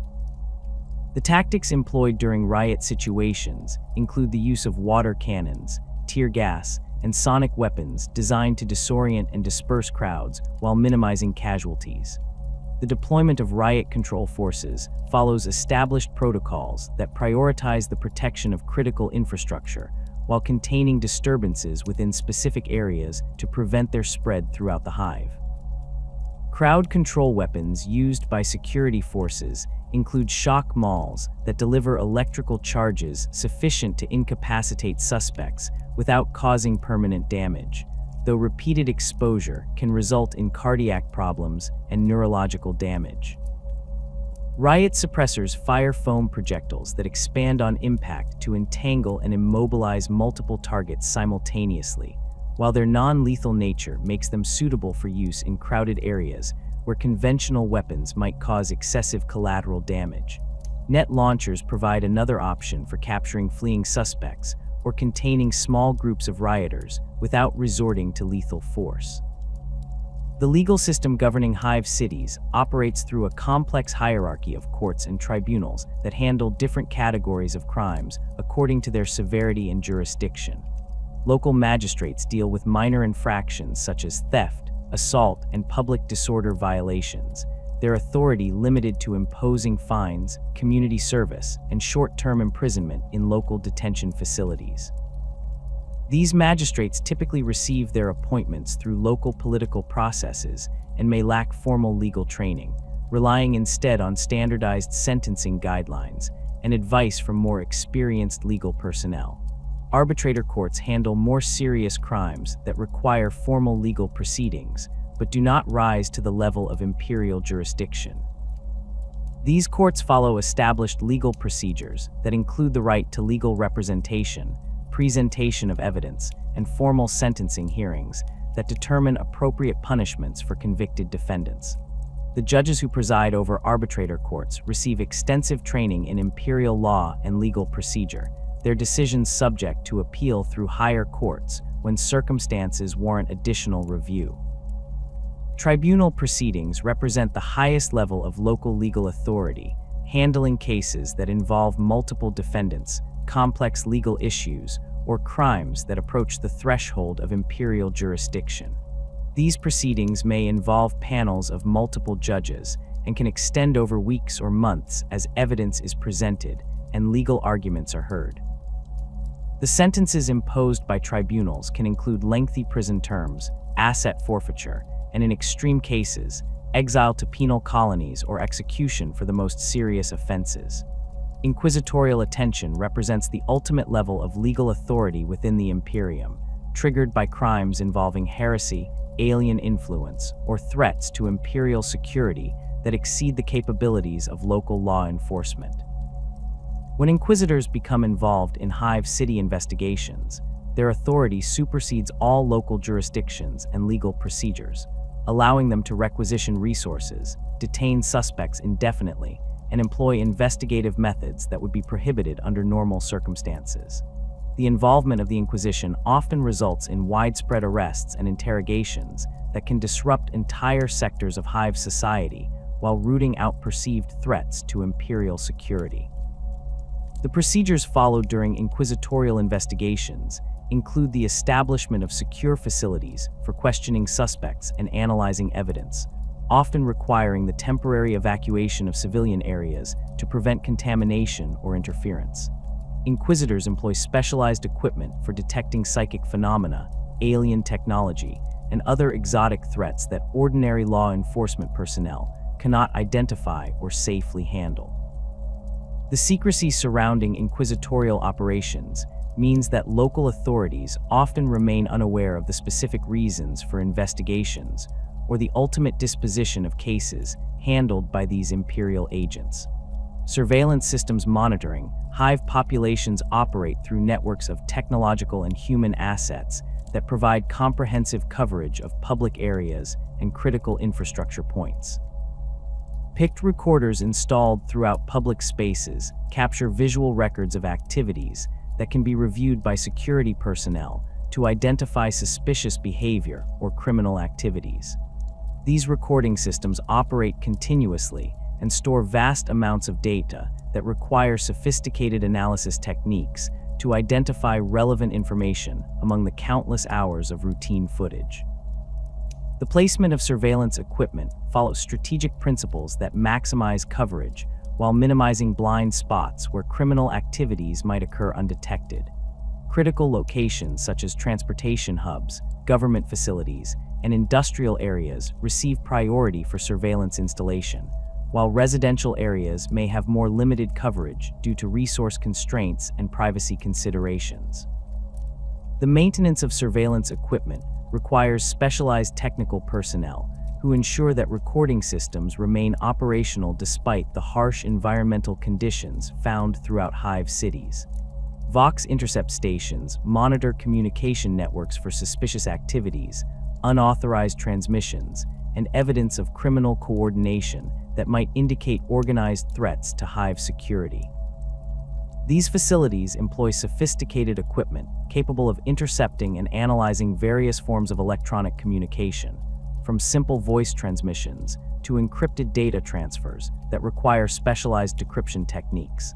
The personnel operating Vox intercept stations receive training in communication analysis and pattern recognition that allows them to identify potentially dangerous activities among the enormous volume of routine communications. The legal framework governing communication surveillance includes provisions for judicial oversight and limitations on the types of communications that can be monitored without specific authorization from appropriate authorities. Personal communications between family members and routine business transactions typically receive protection from surveillance, while communications involving suspected criminal activities or threats to imperial security may be subject to comprehensive monitoring and analysis. The balance between security requirements and individual privacy rights creates ongoing tensions that require careful management by legal and security authorities. Networks of informants provide human intelligence that complements technological surveillance systems by offering insights into criminal activities and social dynamics that electronic monitoring cannot detect. These informants include both paid agents who provide information in exchange for monetary compensation and voluntary sources who report suspicious activities out of civic duty or personal motivations. The recruitment and management of informant networks requires careful attention to operational security and source protection to prevent exposure of valuable intelligence assets. The training provided to informants includes instruction in recognizing signs of criminal activity, methods for safely reporting information to authorities, and techniques for maintaining cover identities that protect them from retaliation by criminal organizations. The information provided by informants undergoes verification procedures that attempt to confirm accuracy and identify potential disinformation designed to mislead law enforcement efforts. The protection of informant identities represents a critical security concern that requires sophisticated procedures for communication and compensation that minimize the risk of exposure. Counter-surveillance activities conducted by criminal organizations attempt to identify and neutralize law enforcement monitoring efforts through technical means and human intelligence operations. These activities include the use of signal jammers to disrupt electronic surveillance, the employment of counter-surveillance specialists to detect monitoring equipment, and the infiltration of law enforcement agencies to gather information about ongoing investigations. The sophistication of counter-surveillance efforts varies significantly between different criminal organizations, with well-funded groups employing techniques that rival those used by Imperial intelligence services. The ongoing technological competition between law enforcement surveillance capabilities and criminal counter-surveillance efforts drives continuous improvements in equipment and techniques used by both sides. Surveillance technology advances include more sophisticated recording equipment, improved signal processing capabilities, and enhanced encryption methods that protect law enforcement communications from interception. Criminal organizations respond with more advanced jamming equipment, better operational security procedures, and increased use of human couriers and other low-technology communication methods that are difficult to monitor electronically. The spiritual architecture that dominates Hive cities reaches toward the heavens with the same relentless ambition that drives their secular construction, creating monuments to faith that rival even the noble spires in their grandeur and exceed them in their emotional impact upon the masses below. The Cathedral of St. Drusus on Scintilla rises through 47 levels of the primary hive, its flying buttresses and Gothic arches creating a vertical symphony of devotion that can be seen from every residential level within a 50-kilometer radius. The main nave alone stretches for 3 kilometers in length and reaches heights of 200 meters, its vaulted ceiling decorated with frescoes depicting the emperor's greatest victories against the forces of darkness. These towering cathedrals serve as the focal points around which entire hive sectors organize their daily rhythms, their massive bronze bells marking the canonical hours that structure prayer, work, and rest for billions of faithful citizens.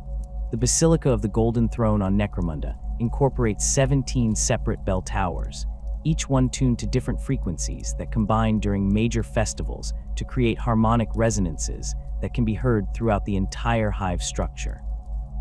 The largest of these bells weighs over 300 tons and requires a team of 20 servitors operating in perfect synchronization to ring it during the most solemn occasions of the imperial calendar.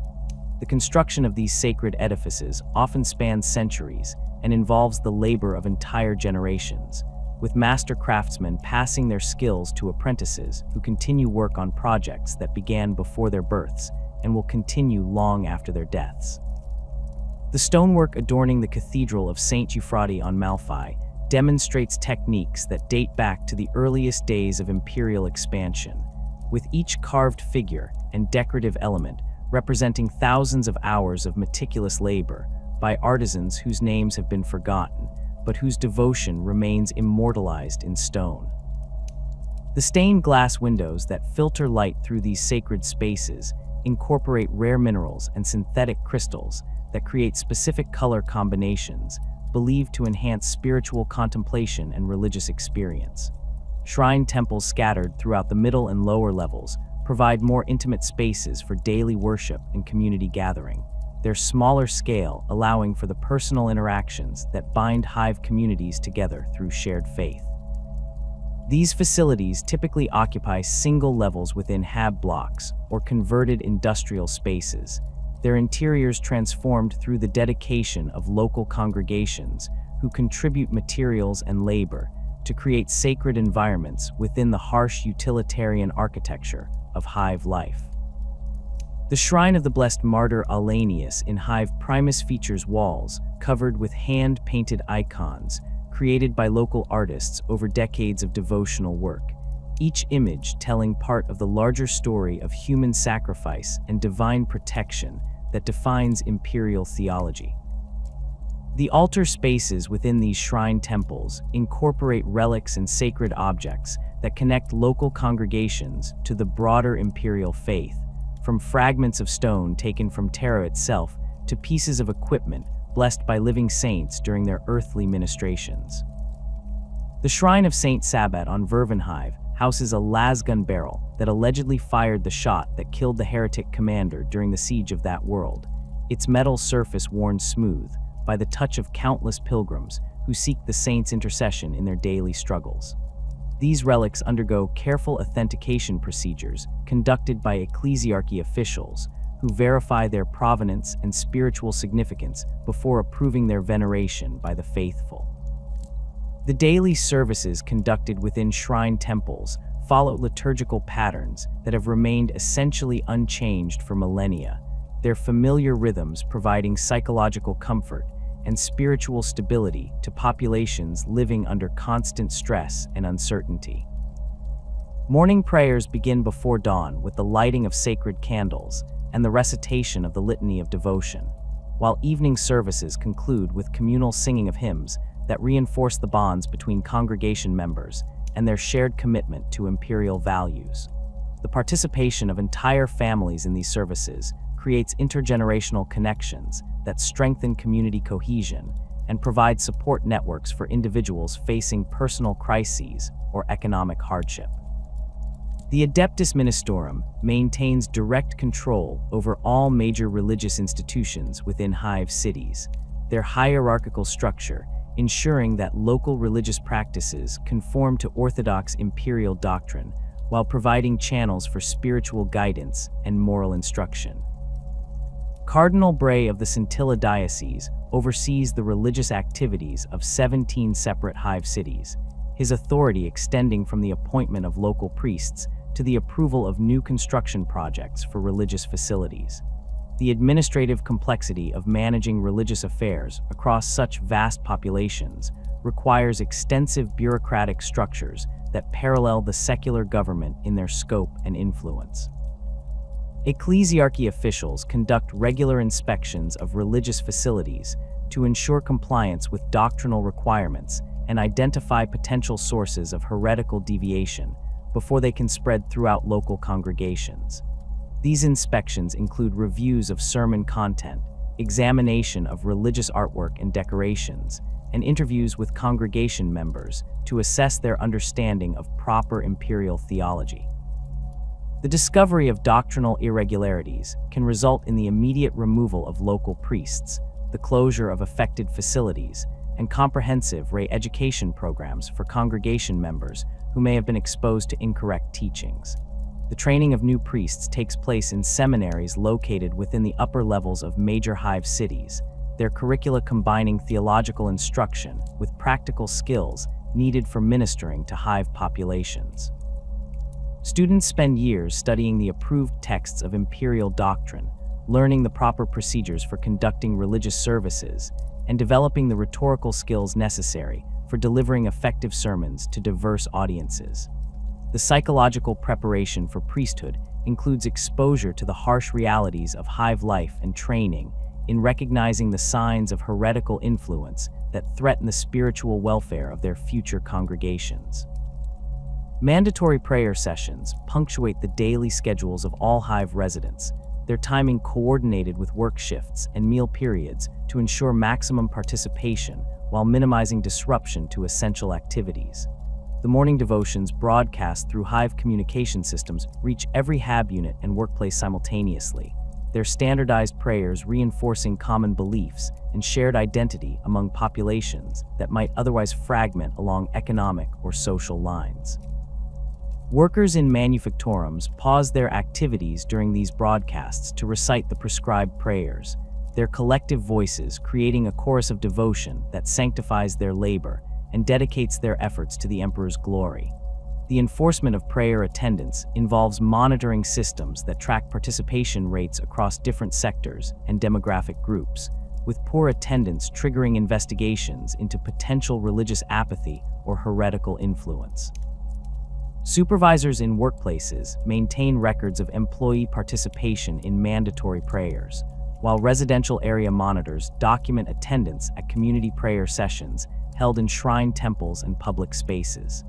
Individuals who consistently fail to participate in required religious observances face questioning by local ecclesiarchy officials and may be required to undergo additional religious instruction to address their apparent lack of devotion.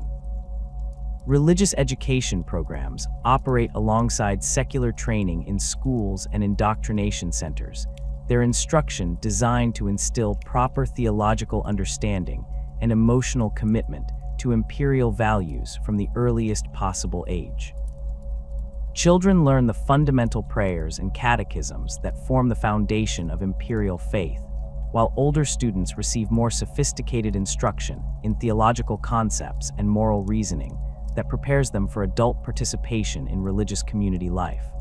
The integration of religious and secular education ensures that all aspects of learning reinforce the central importance of faith in human existence and the divine nature of imperial authority. The identification of heretical beliefs requires constant vigilance from both religious authorities and ordinary citizens who report suspicious activities or conversations that might indicate dangerous theological deviations. The signs of potential heresy include unusual interest in forbidden texts, participation in unauthorized religious gatherings, and expressions of doubt about fundamental imperial doctrines regarding the emperor's divine nature or humanity's role in the galaxy. Training programs for ecclesiarchy officials include instruction in recognizing subtle forms of heretical thinking that may not manifest as overt rebellion, but could gradually undermine faith and loyalty among affected populations. Confession procedures provide mechanisms for identifying and addressing heretical thoughts before they develop into more serious threats to community spiritual welfare. Priests conducting confession sessions receive training in psychological techniques that encourage honest disclosure of doubts and temptations, while maintaining the trust necessary for effective spiritual counseling. The information gathered during confessions undergoes careful evaluation to distinguish between normal human weakness and genuine heretical inclination, with serious cases referred to higher authorities for investigation and possible intervention. The punishment of confirmed heresy varies according to the severity of the offense and the perceived threat to community welfare, ranging from public penance and re-education to execution for the most dangerous forms of theological corruption. Public penance ceremonies serve both punitive and educational functions, demonstrating the consequences of religious deviation while providing opportunities for the community to reaffirm their collective commitment to orthodox beliefs. The spectacle of heretics performing acts of contrition reinforces social pressure for religious conformity while satisfying the emotional need for justice among populations who feel threatened by theological challenges to their worldview. The imperial calendar structures hive life around religious festivals and ceremonies that provide regular breaks from the grinding routine of industrial labor, while reinforcing the theological concepts that justify imperial authority and human suffering. The Feast of the Emperor's Ascension transforms entire hive sectors into celebrations of humanity's divine destiny, with processions, special meals, and community gatherings that create shared experiences of joy and spiritual renewal. These festivals require months of preparation by religious authorities and community volunteers who organize decorations, coordinate food distribution, and arrange entertainment that combines religious instruction with popular celebration. The Day of Martyrs commemorates the countless saints who sacrificed their lives in service to the emperor, their stories providing moral examples that inspire contemporary citizens to accept hardship and danger in pursuit of higher purposes. Local congregations often focus their celebrations on particular saints whose lives relate to their specific circumstances, with mining communities honoring Saint Jasmine, who died protecting excavation workers from a demon incursion, while manufacturing workers venerate Saint Macharius, who blessed the production lines with his presence during a critical wartime production campaign. These focused celebrations create personal connections between historical figures and contemporary struggles that make abstract theological concepts more emotionally compelling. Harvest festivals celebrate the successful completion of production quotas and the provision of sustenance for hive populations, their religious significance emphasizing humanity's dependence on divine providence and the sacred nature of productive labor. These celebrations include the blessing of food supplies, the recognition of outstanding workers whose dedication exemplifies proper imperial values, and communal meals that strengthen social bonds within residential communities. The religious ceremonies associated with harvest festivals incorporate prayers of thanksgiving that acknowledge the emperor's protection and guidance in enabling human survival within hostile environments. Purification rituals mark the beginning of new production cycles and the cleansing of facilities that may have been contaminated by heretical influence or spiritual corruption. These ceremonies involve the burning of sacred incense, the sprinkling of blessed water throughout affected areas, and the recitation of prayers that invoke divine protection against the forces of darkness that constantly threaten human endeavors. The participation of entire work crews in purification rituals creates shared experiences that reinforce group solidarity while providing psychological preparation for the challenges of the coming work period. The Adepta Sororitas maintains a significant presence within major hive cities, their warrior nuns serving as both spiritual exemplars and military forces capable of responding to serious threats against religious institutions and Orthodox faith. The Convent of the Sacred rose on Ophelia's 7 houses over 2,000 Sisters of Battle, whose duties include the protection of major shrines, the investigation of heretical activities, and the provision of military support for ecclesiarchy operations that require armed intervention. Their distinctive power armor and flamers make them instantly recognizable symbols of imperial faith's militant aspect, while their unwavering devotion provides inspiration for ordinary citizens who struggle with doubt and temptation. The training regimens followed by Adepta Sororitas combine intensive physical conditioning with spiritual discipline that creates warriors capable of facing the most dangerous enemies of humanity without fear or hesitation. Sister novices spend years mastering combat techniques while memorizing vast portions of imperial scripture, their education designed to integrate martial skills with theological understanding in ways that make them effective both as soldiers and as spiritual leaders. The psychological conditioning that enables Sisters of Battle to face demons and heretics includes meditation practices that strengthen mental resistance to corruption while maintaining the emotional balance necessary for making tactical decisions under extreme stress. The equipment employed by Adepta Sororitas reflects their dual role as warriors and religious figures, with weapons and armor that incorporate sacred symbols and blessed materials alongside advanced military technology. Bolters carried by battle sisters fire blessed ammunition that has been consecrated through religious ceremonies, while their power armor includes integrated shrine elements that provide spiritual protection alongside physical defense. The flamers that serve as signature weapons for many Sororitas units represent the purifying fire of faith that cleanses corruption and burns away the taint of heresy wherever it is encountered.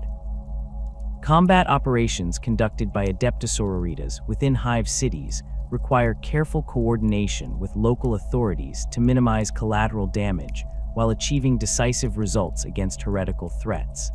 The urban warfare tactics employed by sister squads emphasize rapid movement through confined spaces, coordinated fire support, and the psychological impact of their presence on both enemies and allied forces. The sight of power-armored nuns advancing through hive corridors while chanting battle hymns creates powerful morale effects that can break enemy resistance and inspire friendly forces to greater acts of courage and devotion. Fraterist militia units provide additional military support for ecclesiarchy operations, while offering opportunities for ordinary citizens to demonstrate their faith through armed service to the imperial creed. These volunteer forces recruit from among the most devout members of Hive populations, their training focusing on basic military skills and religious indoctrination that prepares them for combat against heretical enemies. The equipment provided to Fraterus militia typically includes auto guns, improvised armor, and religious symbols that identify their allegiance while providing modest protection during combat operations. The organization of Fraterus militia follows military structures adapted for irregular warfare and urban combat environments, with small units capable of operating independently while maintaining coordination with larger ecclesiarchy forces. Squad leaders receive additional training in tactical planning and communication procedures that enable effective coordination with professional military units during joint operations. The flexibility of militia organization allows for rapid expansion during crises while maintaining the religious focus that distinguishes these forces from purely secular military units. Training exercises conducted by Fraterus militia combine military drill with religious ceremony, creating experiences that reinforce both combat skills and spiritual commitment among volunteer soldiers. These exercises include practice in urban warfare techniques, familiarity with weapons and equipment, and exposure to the psychological stresses of combat through realistic simulation scenarios. The religious aspects of training include group prayers before exercises, blessing ceremonies for weapons and equipment, and instruction in the theological justifications for violence against enemies of the faith. Deployment of Fraterus militia occurs primarily during major heretical uprisings or cult activities that threaten the spiritual welfare of Hive populations, their local knowledge and religious motivation making them effective supplements to professional military forces. These deployments often involve house-to-house searches for cult members, the protection of religious facilities during periods of unrest, and crowd control operations during religious festivals or public ceremonies. The presence of armed civilians fighting for religious causes creates powerful symbolic effects that demonstrate the depth of popular commitment to imperial faith while deterring potential heretics from open rebellion. The investigation of corruption within religious hierarchies requires specialized procedures that balance the need for accountability with respect for ecclesiastical authority and the preservation of faith among ordinary believers. Internal affairs units within the ecclesiarchy employ investigators trained in detecting signs of moral corruption, theological deviation, and financial irregularities that might compromise the effectiveness of religious institutions. These investigations often involve surveillance of suspected individuals, analysis of financial records, and interviews with subordinates and congregation members who might have observed suspicious activities. Counterintelligence operations protect religious institutions from infiltration by heretical cults, enemy agents, and other hostile forces that seek to corrupt or destroy imperial faith from within. These operations include background investigations of new clergy members, security assessments of religious facilities, and the development of procedures for detecting and responding to infiltration attempts. The sophisticated nature of modern threats requires religious authorities to employ advanced security techniques while maintaining the openness and accessibility that enable effective ministry to Hive populations. The prosecution of corruption cases within religious hierarchies follows specialized legal procedures that account for the unique nature of ecclesiastical crimes and the need to maintain public confidence in religious institutions. These procedures include ecclesiastical courts with jurisdiction over clergy members, specialized investigation techniques that respect religious privileges while gathering evidence, and sentencing guidelines that emphasize rehabilitation and restoration of proper religious function. The public nature of many corruption cases requires careful management of information release to prevent damage to overall faith while ensuring appropriate accountability for wrongdoing. The economic lifeblood of every Hive city flows through carefully controlled channels dominated by ancient guild houses whose monopolistic practices have shaped trade patterns for millennia. These merchant dynasties trace their origins to the earliest colonial charters and trade compacts established during humanity's expansion across the galaxy. Their hereditary rights to specific commodities and trade routes protected by legal frameworks that predate the current imperial government by thousands of years. House Kryn's monopoly over rare earth extraction on Necromunda stems from mining rights granted during the 32nd millennium, while the Mercator Sanguis on Scintilla controls all off-world food imports through agreements signed with the original rogue trader expeditions that established the sector's primary trade networks. The guild houses operate from massive commercial complexes that rival the noble spires in their architectural grandeur, their trading floors and warehouse facilities occupying entire levels within the middle sections of each hive. The Mercantile Exchange on Gunmetal City features a central trading floor that spans 3 kilometers in diameter, its vaulted ceiling rising 40 meters above thousands of merchant stalls, where representatives conduct negotiations for everything from basic foodstuffs to exotic technologies imported from distant sectors. The acoustic design of these trading spaces amplifies voices while dampening background noise, creating an environment where shouted bids and offers can be heard clearly across vast distances despite the constant din of commercial activity. Automated ticker systems display current prices for standardized commodities throughout the trading floors, their mechanical displays clicking and whirring as market values fluctuate according to supply availability and demand pressures. These price boards track hundreds of different goods categories, from basic protein rations and recycled water to sophisticated technological components and rare mineral extracts. The information displayed on these systems flows from data networks that connect trading centers across multiple star systems, allowing local merchants to adjust their pricing strategies based on market conditions throughout entire sectors of imperial space. The Guild House of Kryn maintains exclusive control over the distribution of rare metals essential for advanced technological production. Their warehouses containing stockpiles of adamantium, ceramite, and other strategic materials that require specialized storage conditions to prevent degradation. These storage facilities incorporate climate control systems that maintain precise temperature and humidity levels while protecting valuable materials from contamination by atmospheric pollutants. Security measures protecting these warehouses include armed guards, surveillance systems, and defensive turrets capable of repelling organized theft attempts by criminal gangs or rival merchant houses. Promethium distribution represents one of the most lucrative and strategically important monopolies within Hive commerce, as this refined fuel powers everything from personal vehicles to massive industrial machinery. The Guild House of Helmor controls promethium imports to Necromunda through exclusive contracts with off-world refineries, their storage tanks and distribution networks extending throughout the Hive's transportation infrastructure. The volatile nature of promethium requires specialized handling procedures and safety equipment that adds significant costs to distribution operations, while creating barriers that prevent smaller merchants from competing in this essential market.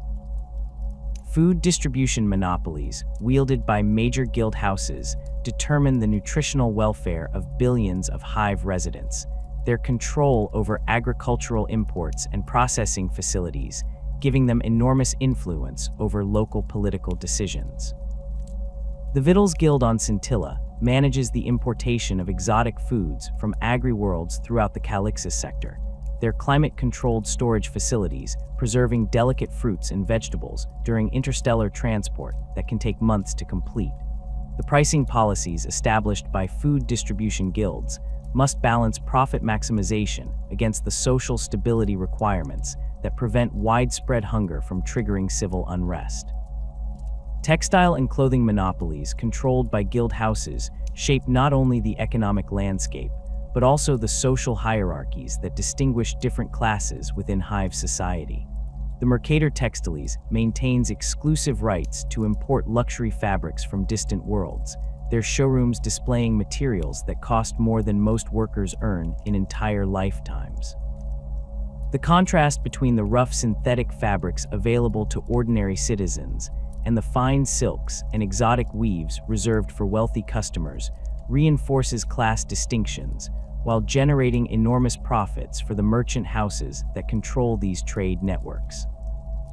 Off-world trade relationships require guild houses to maintain complex diplomatic and commercial connections with trading partners across multiple star systems, their success dependent on navigating the bureaucratic requirements and political sensitivities that govern interstellar commerce. These relationships often involve multi-generational commitments that bind merchant houses to ongoing trade agreements regardless of changing market conditions or political circumstances. The House of Kryn's relationship with the Forge world Lucius dates back over 8 centuries. Their exclusive contracts for specialized mining equipment requiring continuous payments and political support even during periods when local demand for such equipment remains minimal. Rogue trader dynasties operating within Hive commercial networks bring exotic goods and technologies from the furthest reaches of imperial space, their ancient warrants of trade granting them privileges and authorities that supersede normal commercial regulations. These legendary merchant explorers rarely conduct business directly with local guild houses, instead operating through networks of intermediaries and factor agents who handle routine transactions while protecting their principals from the mundane complications of Hive politics. The Factor House of Quintanus represents the interests of 3 separate rogue trader dynasties within Hive Cybulus, their ornate offices decorated with artifacts and curiosities gathered from worlds whose names appear on no imperial charts. The intermediary networks that facilitate rogue trader commerce include specialized brokers who possess the knowledge and connections necessary to navigate the complex legal and practical requirements of interstellar trade. These factor agents maintain detailed knowledge of imperial trade regulations, Xeno's artifact identification procedures, and the political relationships that determine which goods can be legally imported to specific worlds. The Broker House of Malphi employs over 300 specialists whose expertise covers everything from alien technology assessment to the theological implications of importing materials that may have been exposed to warp influence during extended voyages. Exotic goods imported by rogue trader operations include technologies and materials that exist nowhere else within the Imperium, their rarity and unique properties commanding prices that exceed the gross domestic product of entire Hive sectors. Crystallized warp essence used in the construction of psychic amplification devices arrives in quantities measured in grams rather than tons, each shipment requiring extensive testing and purification procedures to ensure that the material has not been corrupted by prolonged exposure to chaos influences. The sale of such materials involves elaborate auction procedures conducted in secure facilities with psychic shielding and other protective measures designed to prevent accidents during the handling of potentially dangerous substances. Xeno's artifacts represent perhaps the most controversial category of goods handled through rogue trader networks, their alien origins requiring special dispensations from inquisitorial authorities before they can be legally traded within imperial space. These artifacts include everything from decorative items with no apparent function to sophisticated technologies whose operating principles remain incomprehensible to imperial science. The authentication procedures for Xeno's artifacts involve teams of specialists who examine each item for signs of chaos corruption, active technological functions, or other characteristics that might pose threats to human users. The black markets that operate in the shadows of legitimate commerce create parallel economic networks that handle goods and services prohibited by imperial law or guildhouse monopolies. These underground markets flourish in the forgotten spaces between official Hive levels, their trading posts hidden within abandoned industrial facilities, unused maintenance tunnels, and the ruins of earlier construction that lies buried beneath current structures. The sump market beneath Hive Primus operates in a vast cavern created by ancient mining operations, its maze-like layout providing multiple escape routes while offering protection from law enforcement raids. Illegal stim distribution represents one of the most profitable sectors of black market commerce, with synthetic drugs and combat enhancers commanding high prices from customers ranging from exhausted factory workers to wealthy nobles seeking exotic recreational experiences. The production facilities for these substances often occupy abandoned chemical plants or unused laboratory spaces, their operators employing chemists who possess sufficient knowledge to create effective formulations, while lacking the resources or legal authorization to operate legitimate pharmaceutical businesses. The quality control standards applied to black market stims vary dramatically between different producers, with some maintaining laboratory-grade facilities, while others operate crude mixing operations that produce substances of questionable purity and unknown side effects.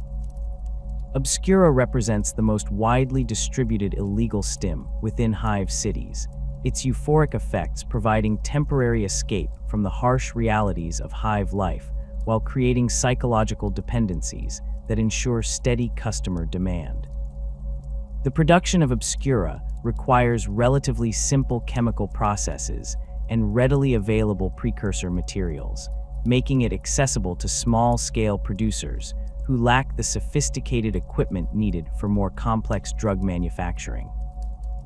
Distribution networks for Obscura typically involve multiple layers of intermediaries who protect higher-level dealers from direct contact with street-level customers, creating organizational structures that can survive the arrest of individual members without complete disruption.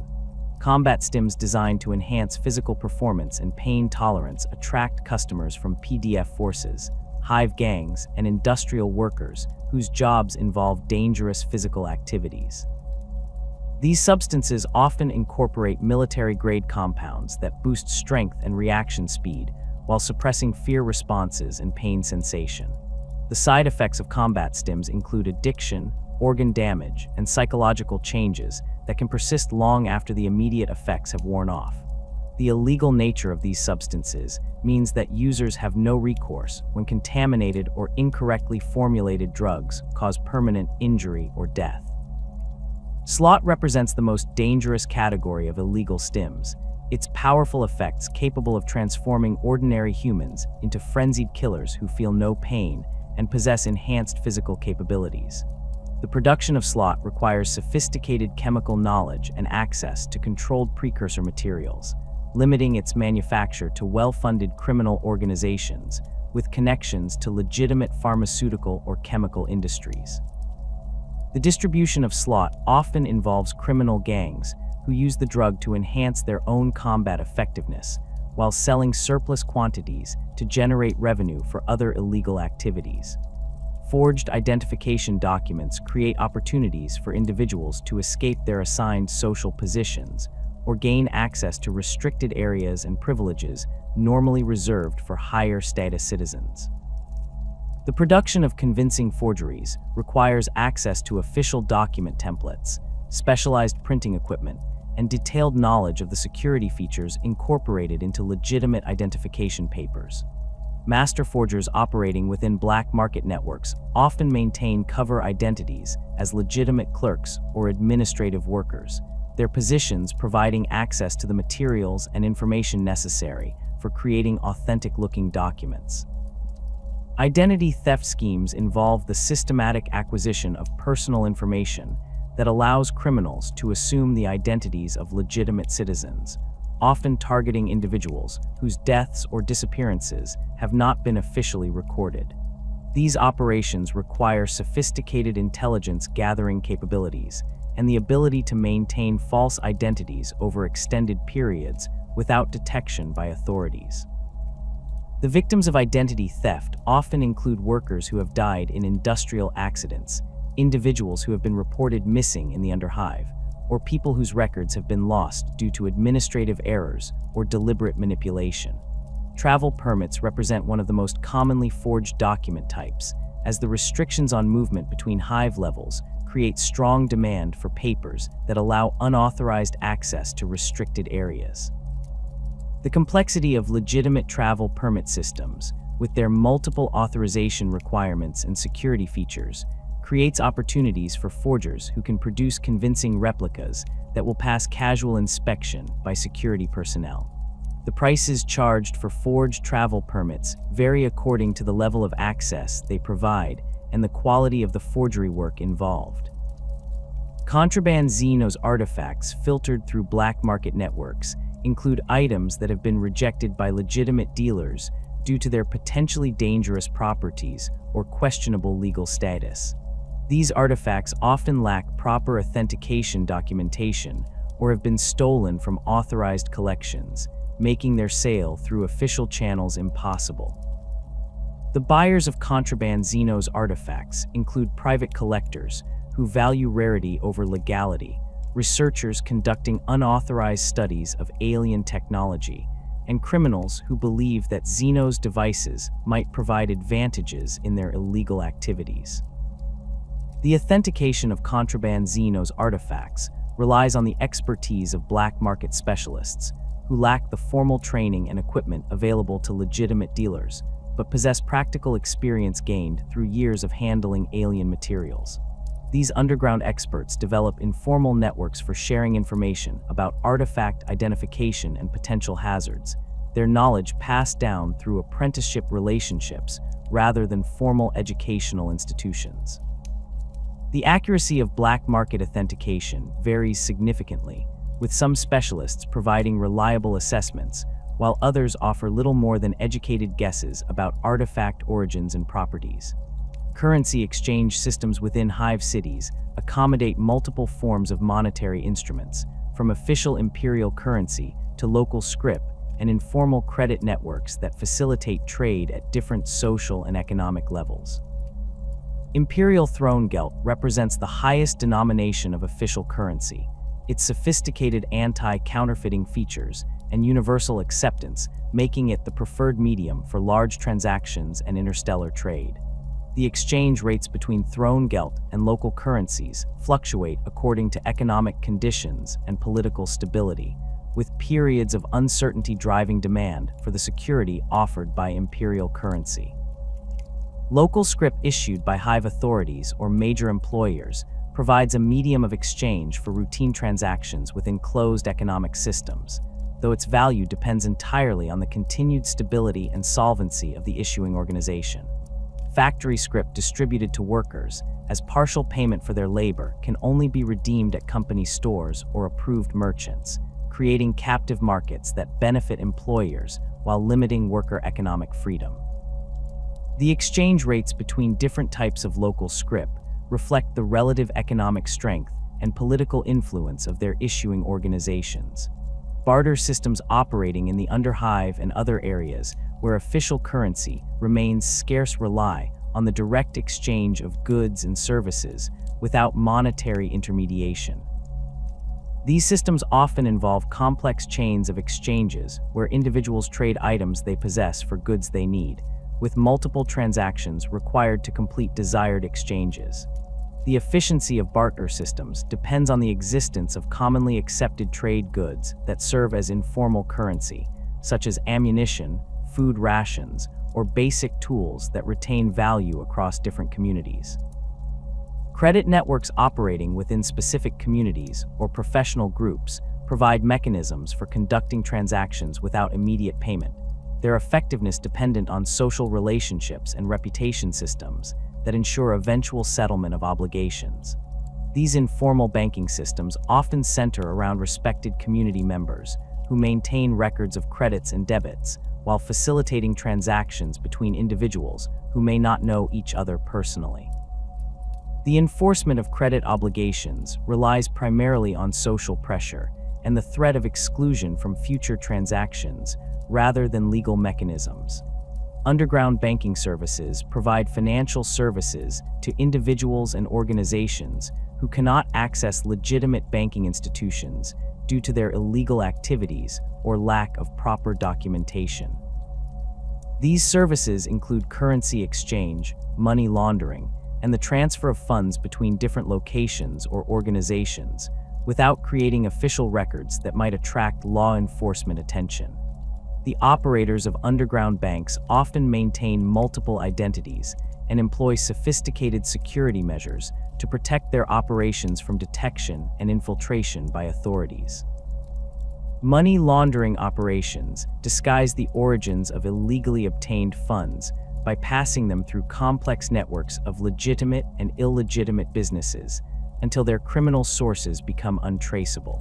These operations often involve the use of front companies that appear to conduct legitimate business while actually serving as vehicles for processing illegal money.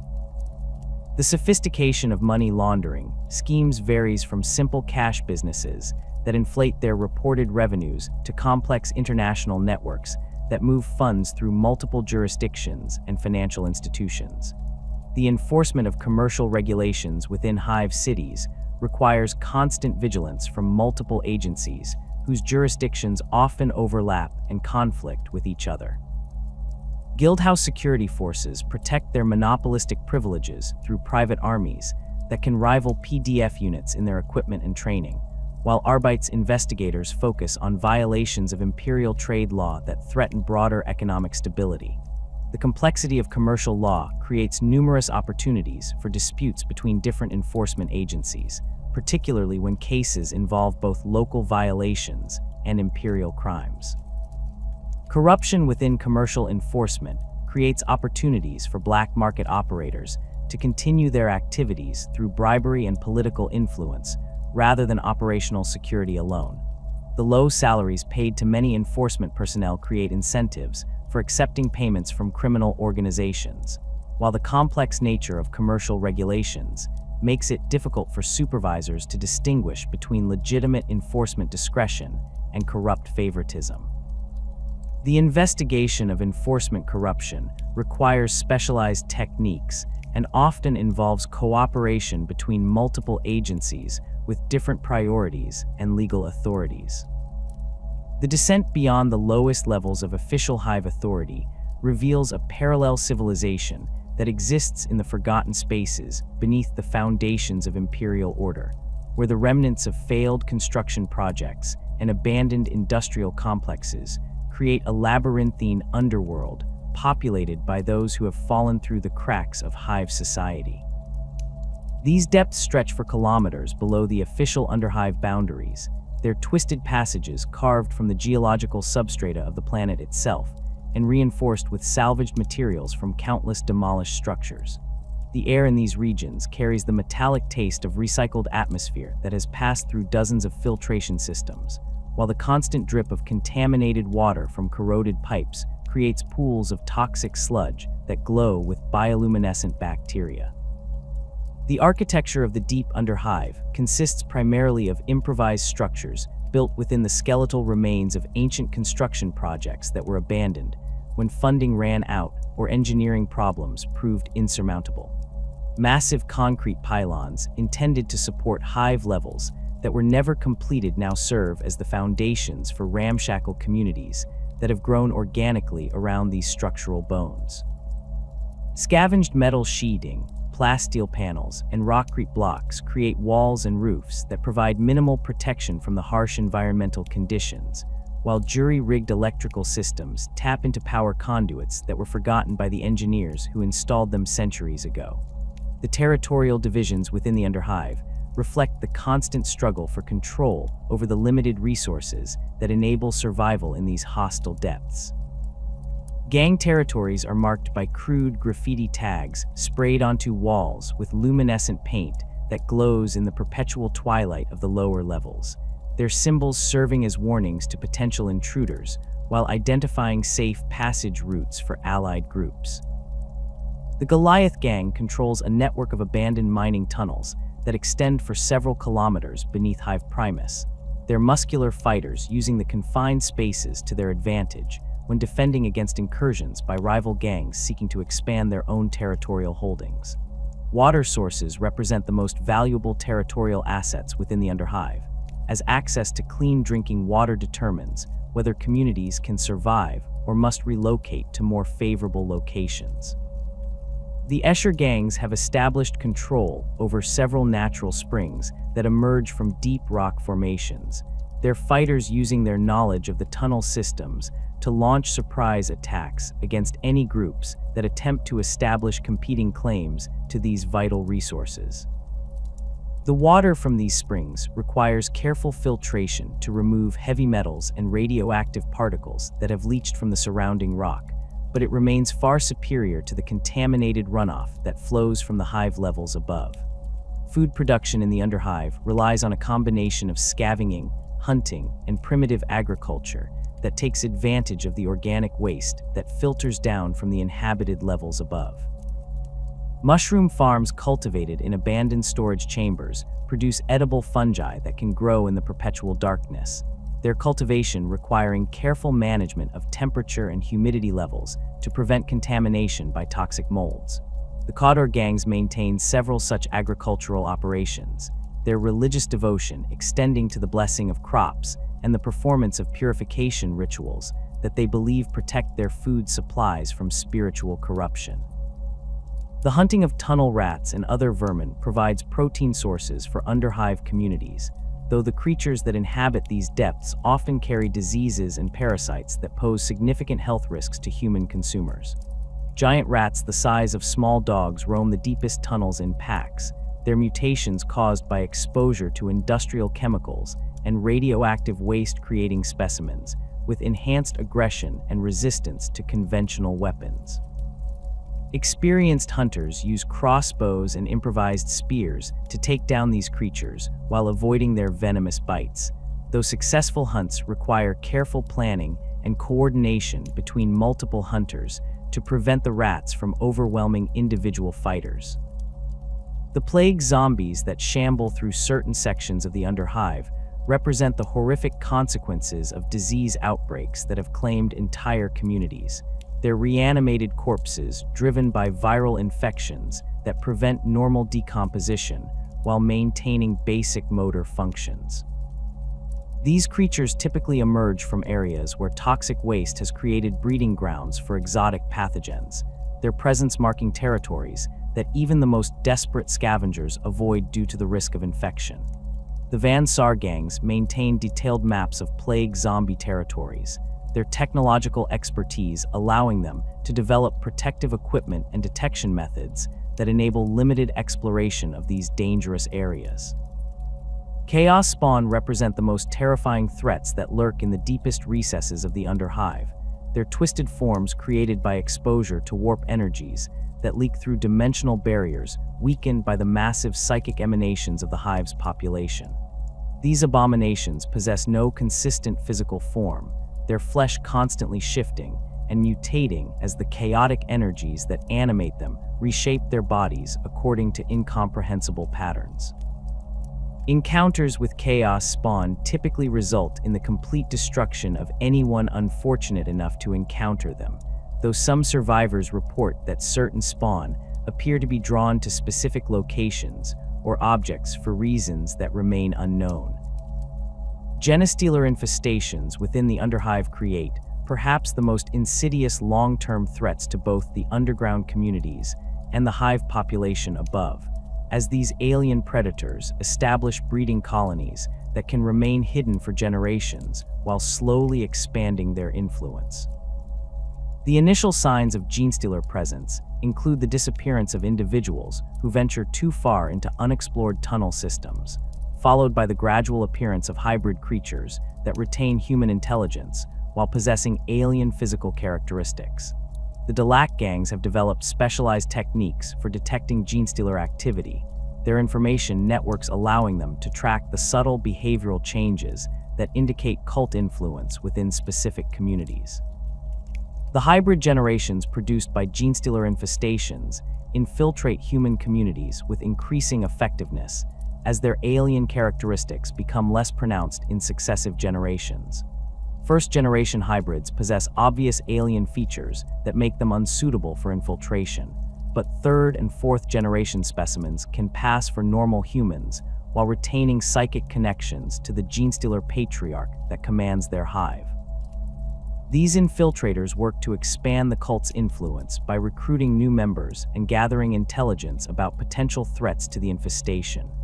Scavenging operations form the economic foundation of underhive society, with teams of specialists venturing into dangerous areas to recover valuable materials that can be traded for food, water, and basic necessities.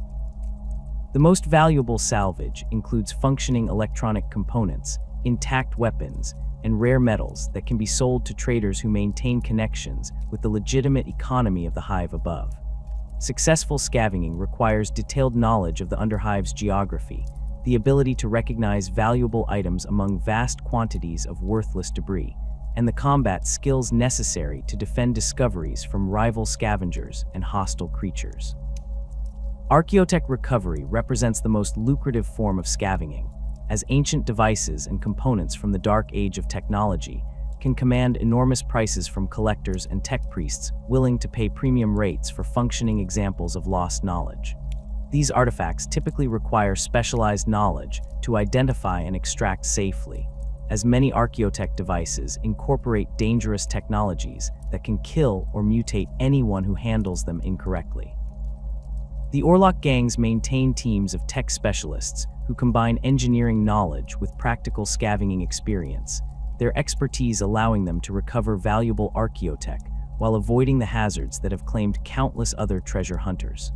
Weapon caches hidden throughout the underhive provide sources of military equipment that far exceed the crude firearms and improvised weapons typically available to gang fighters.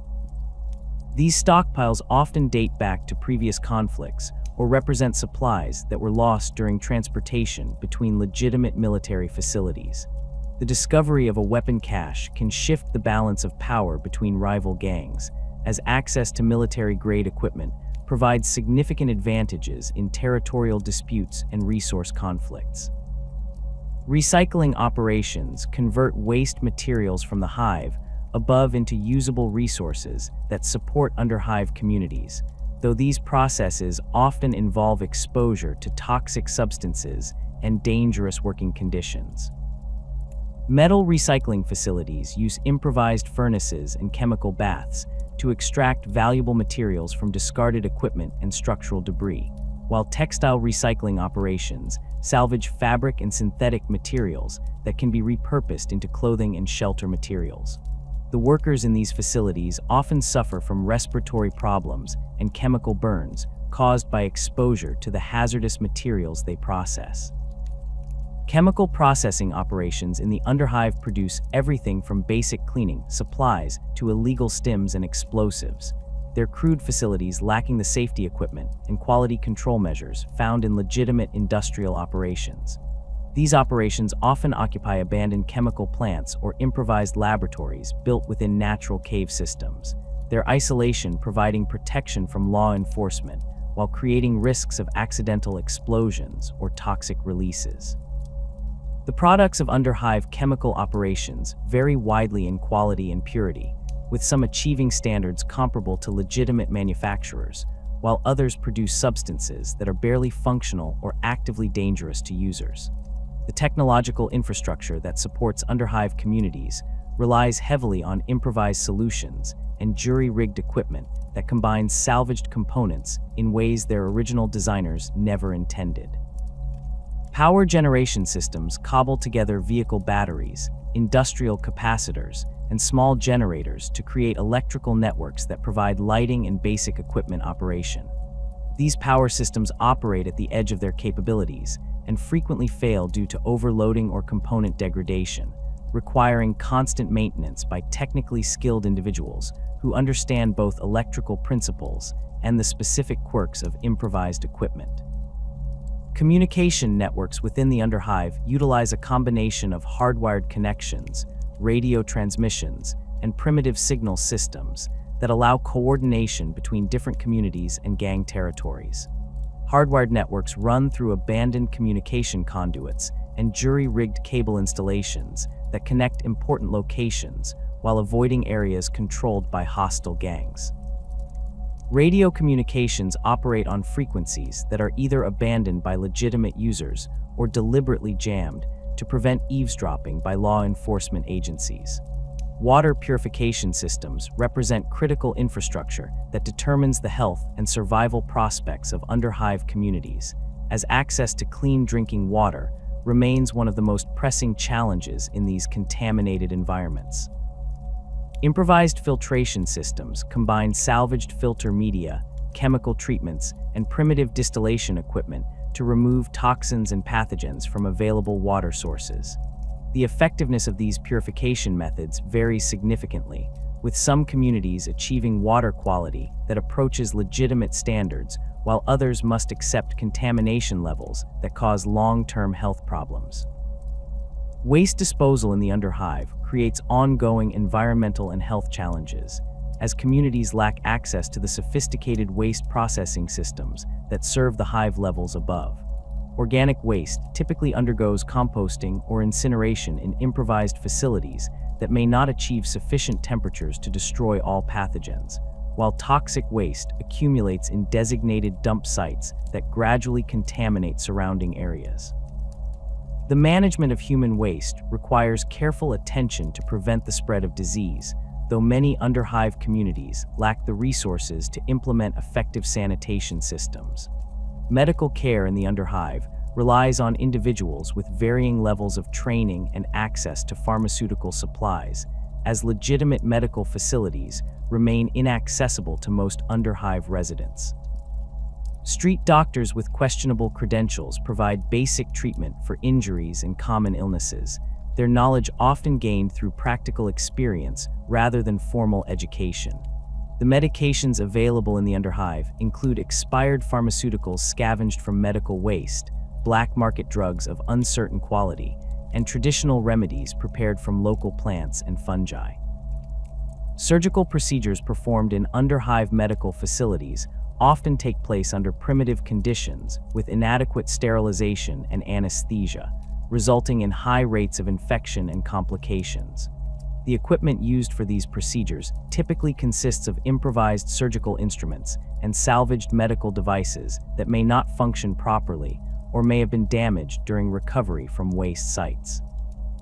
Despite these limitations, skilled underhive medics can achieve remarkable results when treating trauma injuries and performing emergency procedures that save lives under desperate circumstances. The social structures that govern underhive communities reflect the harsh realities of survival in an environment where traditional law enforcement holds no authority and resources remain perpetually scarce.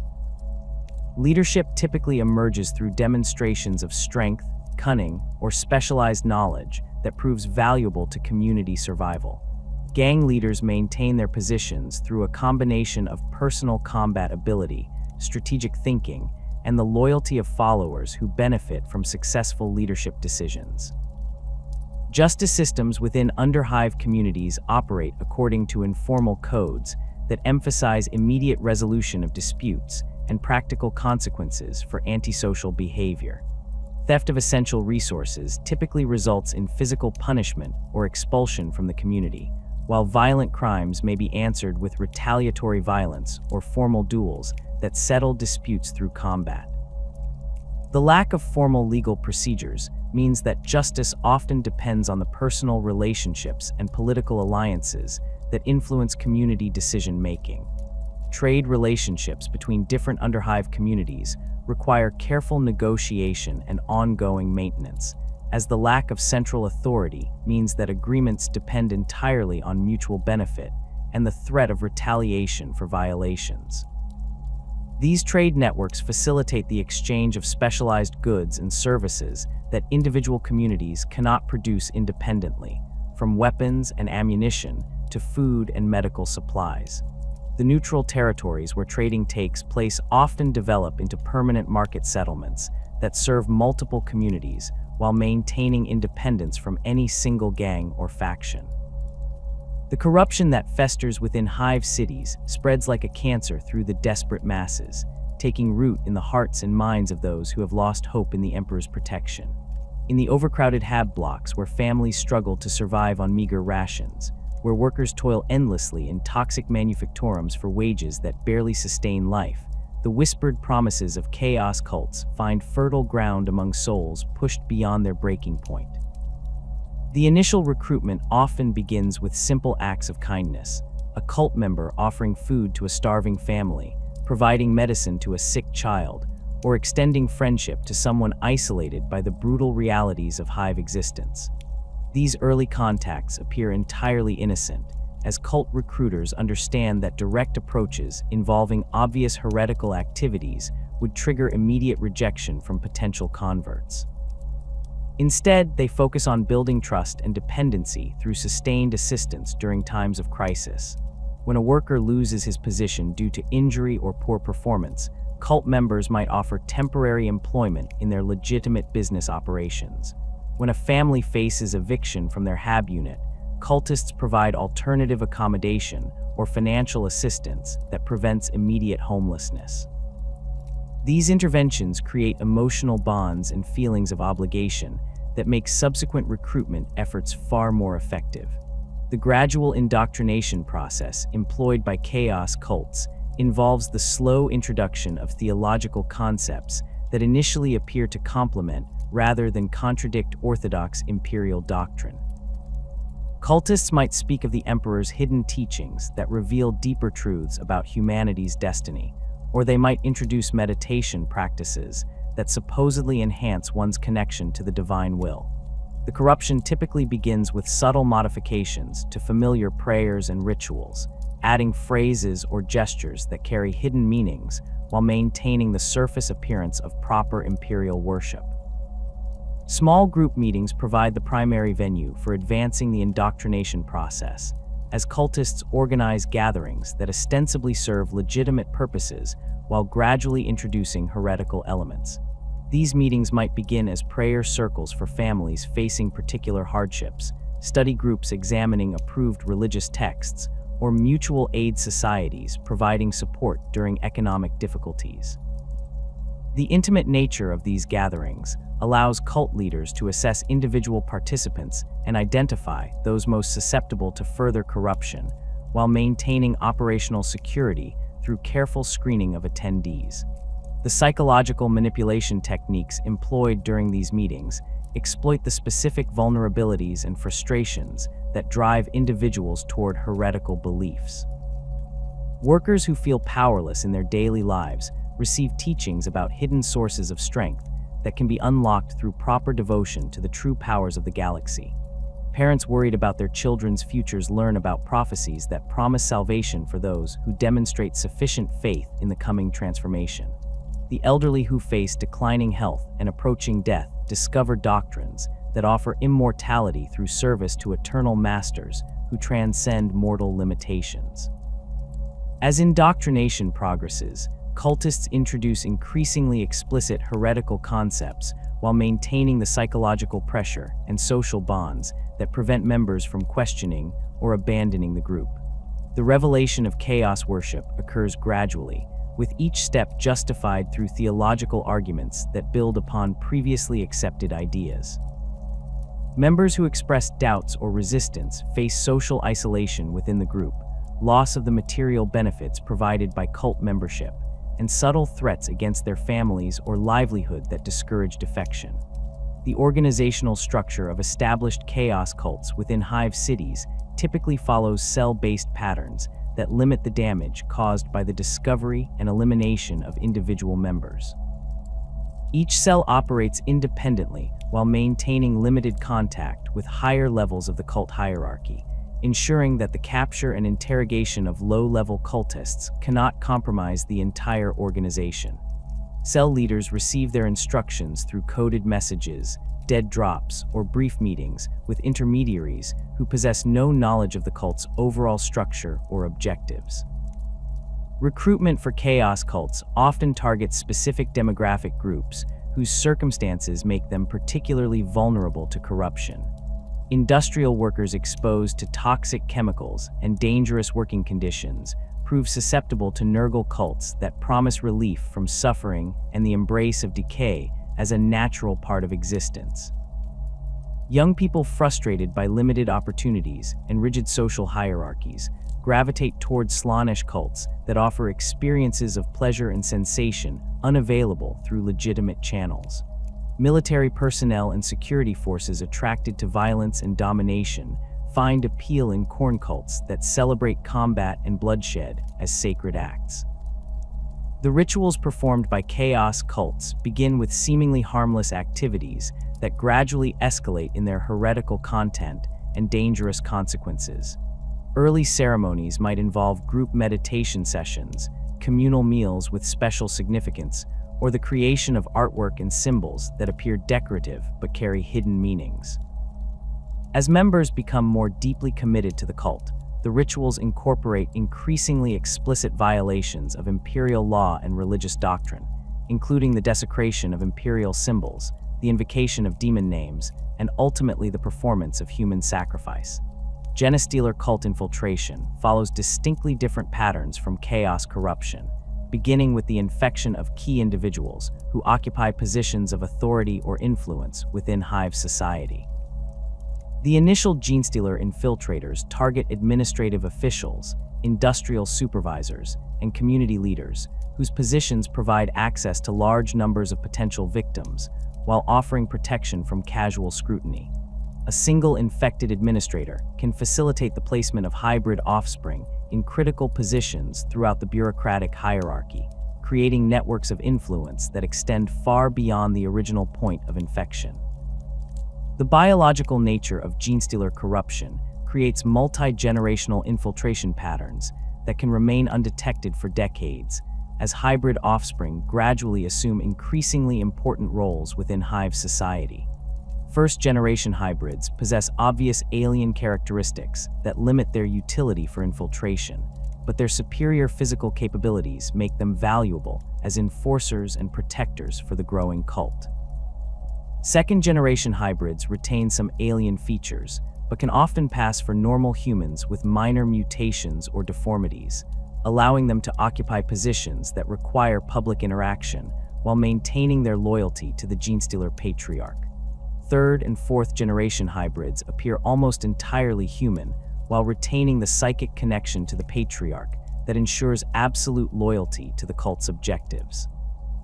These nearly pure-strain humans can achieve positions of significant authority within legitimate institutions, from senior administrative roles to command positions within PDF forces. Their human appearance combined with their alien-enhanced intelligence and dedication makes them extremely effective at advancing the cult's interests while remaining completely above suspicion from normal security screening procedures. The family networks that form the foundation of genestealer cult organization create social structures that appear entirely normal while serving the alien agenda of preparing for the eventual arrival of the Tyrannid Hive fleets. Infected families maintain the appearance of normal human relationships while secretly coordinating their activities to support cult objectives. Children born into these families receive indoctrination from birth that presents their alien heritage as a blessing rather than a corruption, creating psychological conditioning that makes defection virtually impossible. Professional associations and workplace relationships provide additional vectors for genestealer cult expansion, as infected individuals use their positions to recruit colleagues and subordinates into the growing network. A single infected supervisor in a manufactorum can gradually replace key personnel with hybrid offspring or newly infected workers, creating entire departments that serve cult interests while maintaining the appearance of normal industrial operations. The slow pace of this infiltration process makes it extremely difficult to detect until the cult reaches sufficient size and influence to begin more overt activities. The Inquisition maintains extensive networks of agents and informants throughout Hive cities, specifically to detect and counter the various forms of corruption that threaten imperial society. These operatives include both professional inquisitorial personnel and ordinary citizens who have been recruited to provide intelligence about suspicious activities within their communities. Acolytes trained in the recognition of heretical symbols and behaviors conduct regular surveillance of areas known to be vulnerable to cult infiltration, while interrogators with specialized skills in detecting deception interview suspects and witnesses to uncover hidden connections to heretical organizations. The identification of chaos cult activity often begins with reports from informants who observe unusual behavior patterns, the appearance of unfamiliar symbols, or gatherings that occur outside normal social or religious contexts. These initial reports trigger comprehensive investigations that may involve weeks of surveillance, the placement of undercover agents within suspected groups, and the careful analysis of communication patterns and financial transactions that might reveal the cult's organizational structure. The Inquisition's investigators employ sophisticated techniques for gathering evidence while avoiding premature action that might allow cult leaders to escape or destroy critical information. Genestealer cult detection requires different investigative approaches that focus on biological rather than ideological indicators of corruption. Inquisitorial agents trained in xenobiology conduct medical examinations of suspected cult members, looking for genetic markers and physiological anomalies that indicate alien infection. The analysis of family genealogies and breeding patterns can reveal the multi-generational infiltration characteristic of genestealer cults, while psychological evaluation techniques identify the distinctive behavioral patterns associated with psychic domination by alien patriarchs. The purification rituals employed by the Inquisition during anti-cult operations serve both practical and symbolic functions, ensuring the complete elimination of heretical influence while demonstrating imperial authority to surviving populations. These procedures typically begin with the systematic arrest and interrogation of all suspected cult members, followed by the thorough search and cleansing of areas that have been contaminated by heretical activities. Buildings that have hosted cult rituals undergo complete purification through fire, blessed oils, and prayers that remove any lingering spiritual corruption. The interrogation techniques used during cult investigations combine technological methods with psychological pressure designed to break down the mental conditioning that protects cult secrets. Truth serums and neural probes can extract information from uncooperative subjects, while sensory deprivation and other psychological techniques weaken the mental barriers that prevent confession. The most dangerous cult leaders may require extreme measures, including psychic interrogation, by sanctioned psychers who can directly examine their thoughts and memories for evidence of corruption. Mass executions represent the ultimate purification ritual employed when cult infiltration has reached levels that threaten the stability of entire hive sectors. These operations typically involve the public execution of all confirmed cult members, followed by the burning of their bodies and the demolition of buildings that have been contaminated by heretical activities. The psychological impact of these purges serves as a deterrent to potential cult recruits, while demonstrating the consequences of heretical deviation to the surviving population. The signs of corruption that alert authorities to hidden threats vary according to the type of heretical influence involved, requiring trained observers who understand the specific indicators associated with different forms of corruption. Chaos cult activity often manifests through the appearance of 8-pointed stars, demon sigils, or other symbols carved into walls or painted in locations where they can be seen by potential recruits. The discovery of ritual implements including black candles, ceremonial daggers, or books containing heretical texts provides concrete evidence of cult activity that justifies immediate investigation. Behavioral changes among suspected cult members include increased secrecy about personal activities, unexplained absences from work or family obligations, and the adoption of new speech patterns or mannerisms that may reflect cult indoctrination. Physical symptoms of chaos corruption can include unexplained mutations, changes in eye color or skin texture, and the development of unusual marks or scarring that appear to form recognizable patterns. The presence of these symptoms requires immediate medical examination by personnel trained in identifying the various forms of corruption that affect human physiology. Genestealer cult infiltration produces different warning signs that focus on genetic and behavioral anomalies rather than ideological corruption. Medical examinations may reveal unusual bone density, modified organ structures, or genetic markers that indicate alien hybridization. Behavioral indicators include enhanced physical coordination, unusual group loyalty patterns, and communication methods that suggest psychic coordination between individuals.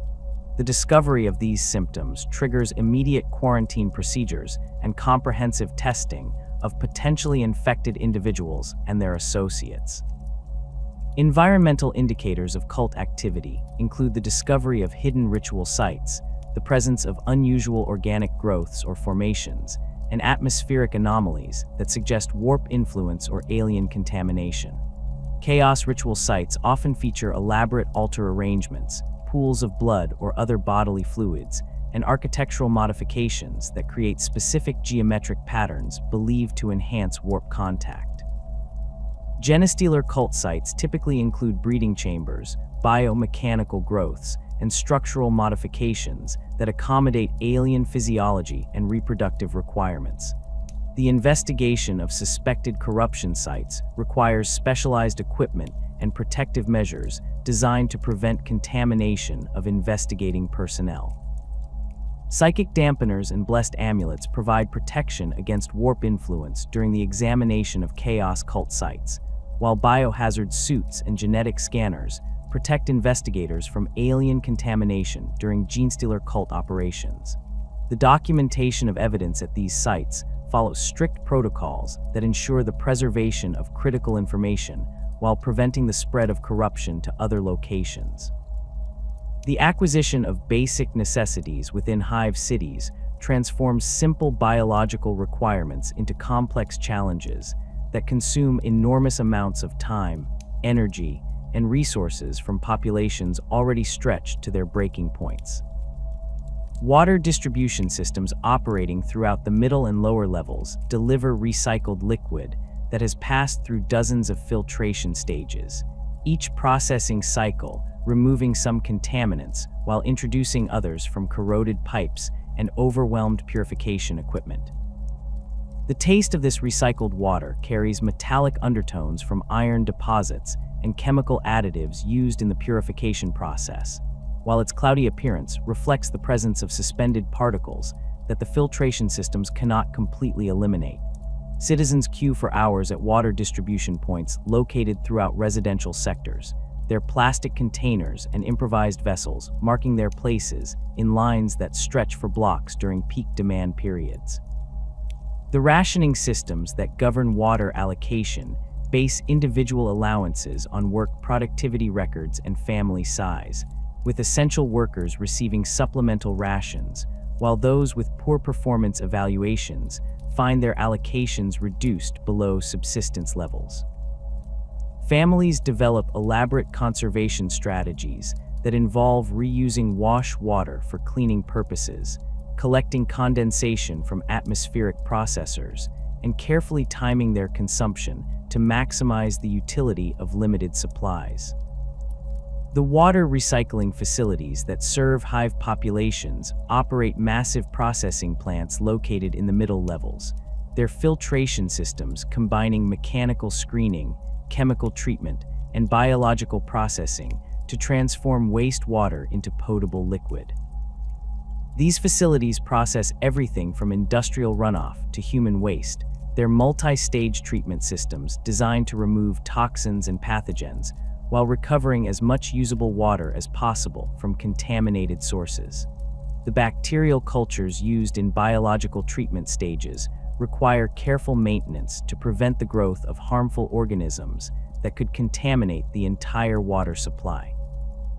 Quality control procedures for water distribution involve regular testing of samples taken from throughout the distribution network, though the standards applied often prioritize quantity over purity due to the enormous demand from hive populations.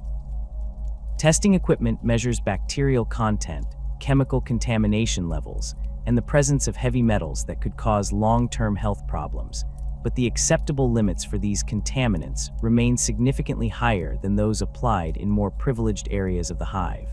Workers responsible for water quality monitoring face constant pressure to approve marginal supplies rather than reduce availability during shortage periods. Emergency water reserves maintained by hive authorities provide backup supplies during system failures or contamination events, though these stockpiles remain insufficient to meet full population needs for extended periods. Storage facilities located in secure areas, contain treated water in massive tanks that require constant circulation and chemical treatment to prevent bacterial growth and contamination. Access to emergency reserves requires authorization from senior administrators, and distribution during crisis periods follows strict priority systems that favor essential workers and critical infrastructure operations over general population needs. Food distribution within Hive cities relies on processed rations manufactured in automated facilities that convert raw organic materials into standardized nutritional products designed for maximum shelf life and efficient distribution. These ration bars contain synthetic proteins derived from algae cultivation, carbohydrates extracted from fungal biomass, and vitamin supplements that prevent deficiency diseases among populations with limited dietary variety. The texture of standard rations resembles compressed cardboard, while their flavor combines artificial additives that attempt to mask the underlying taste of processed organic matter. Protein synthesis facilities located in the industrial sectors operate massive bioreactors that cultivate single-celled organisms capable of rapid reproduction in controlled environments. These organisms feed on organic waste collected from throughout the hive, their growth cycles carefully managed to maximize protein production while preventing contamination by harmful bacteria or viruses. The harvesting process involves mechanical separation of cellular material, followed by chemical processing that removes cellular walls and concentrates the protein content into forms suitable for food production. Hydroponic gardens maintained in specialized agricultural levels produce limited quantities of fresh vegetables and fruits that supplement the basic nutrition provided by processed rations. These facilities operate under carefully controlled environmental conditions that optimize plant growth while minimizing water and energy consumption. Their automated systems monitoring temperature, humidity, and nutrient levels throughout the growing cycle. The vegetables produced in these gardens typically lack the flavor and nutritional density of naturally grown produce, but they provide essential vitamins and dietary variety that help prevent malnutrition among hive populations. Fungal cultivation represents one of the most efficient methods for producing edible biomass within the confined spaces available in hive cities, as mushrooms and other fungi can grow in darkness while converting organic waste into nutritious food. Cultivation chambers located throughout the lower levels maintain optimal conditions for fungal growth, their climate control systems regulating temperature and humidity while preventing contamination by competing organisms. The mushrooms produced through these operations provide protein and essential nutrients, though their earthy taste and spongy texture make them unpopular among consumers who have access to alternatives. Food preservation techniques employed in hive cities focus on extending shelf life through chemical treatment, dehydration, and sealed packaging that prevent spoilage during extended storage periods.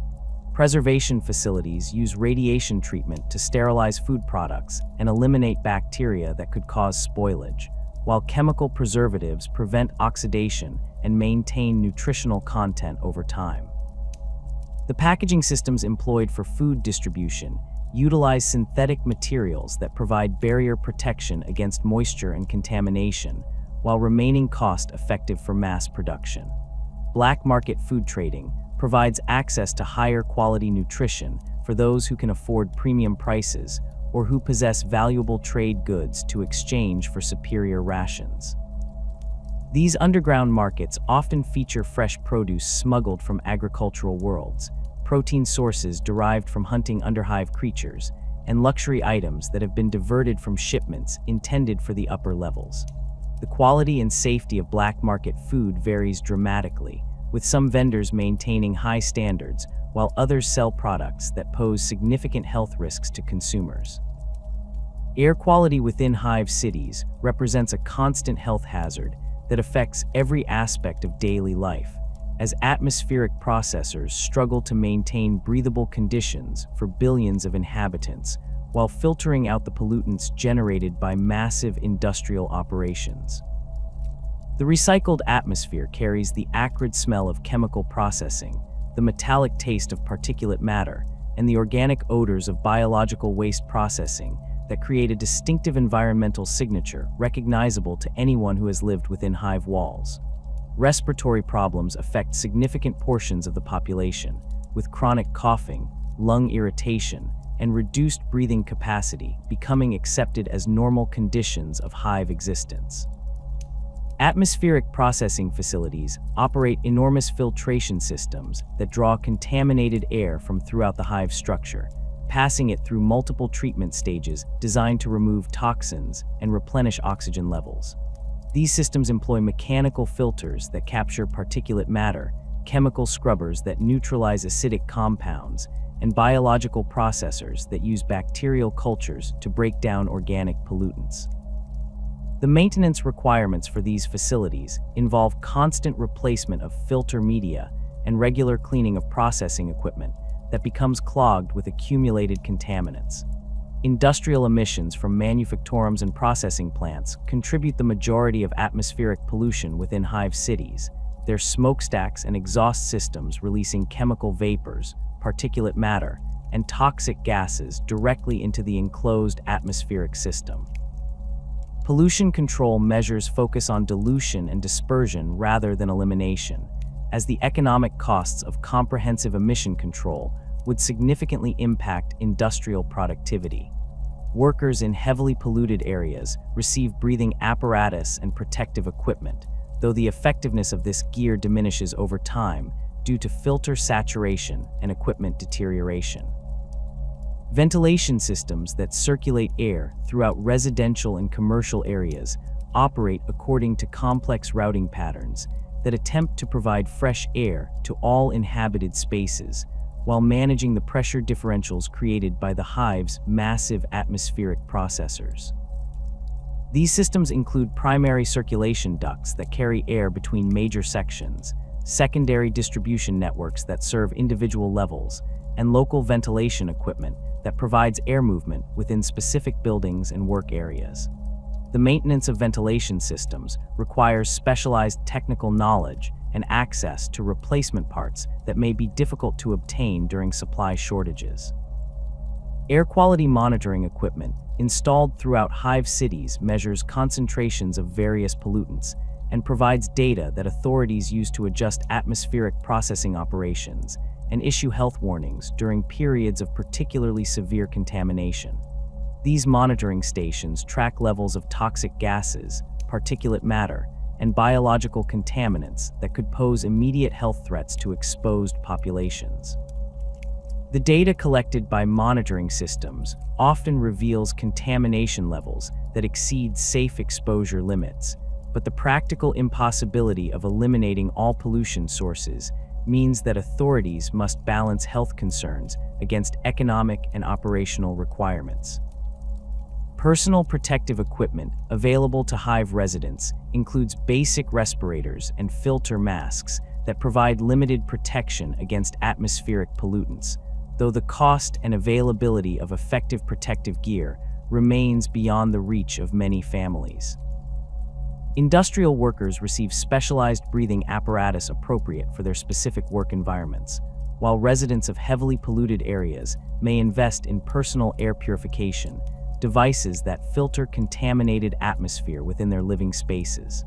The effectiveness of personal protection depends on regular maintenance and filter replacement that adds ongoing costs to household budgets already strained by basic survival needs. Healthcare systems serving hive populations operate through networks of Medicaid stations and treatment facilities that provide basic medical services while prioritizing cases based on the patient's economic value and likelihood of recovery.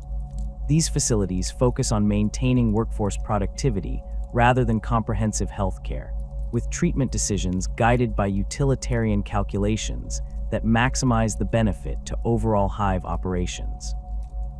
Medical personnel working in these systems receive training that emphasizes rapid diagnosis and efficient treatment of common conditions, while referring complex cases to higher-level facilities that may be inaccessible to ordinary citizens. Medicaid stations located throughout residential areas provide primary health care services including injury treatment, basic surgery, and the management of chronic conditions that affect worker productivity. These facilities operate with limited equipment and pharmaceutical supplies, their capabilities restricted to handling routine medical problems that can be resolved through standardized treatment protocols.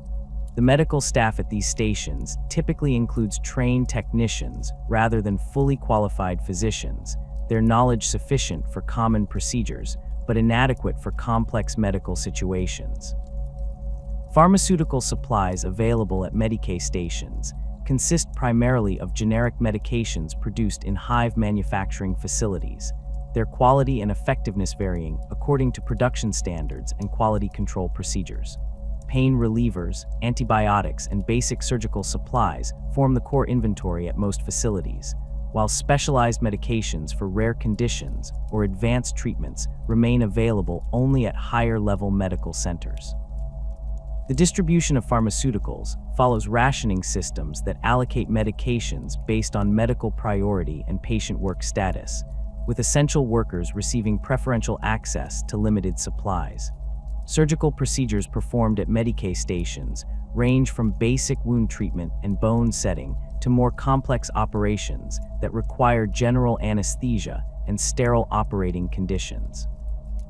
The surgical equipment available at these facilities includes basic instruments and monitoring devices sufficient for routine procedures, though the lack of advanced diagnostic equipment limits the complexity of operations that can be safely performed.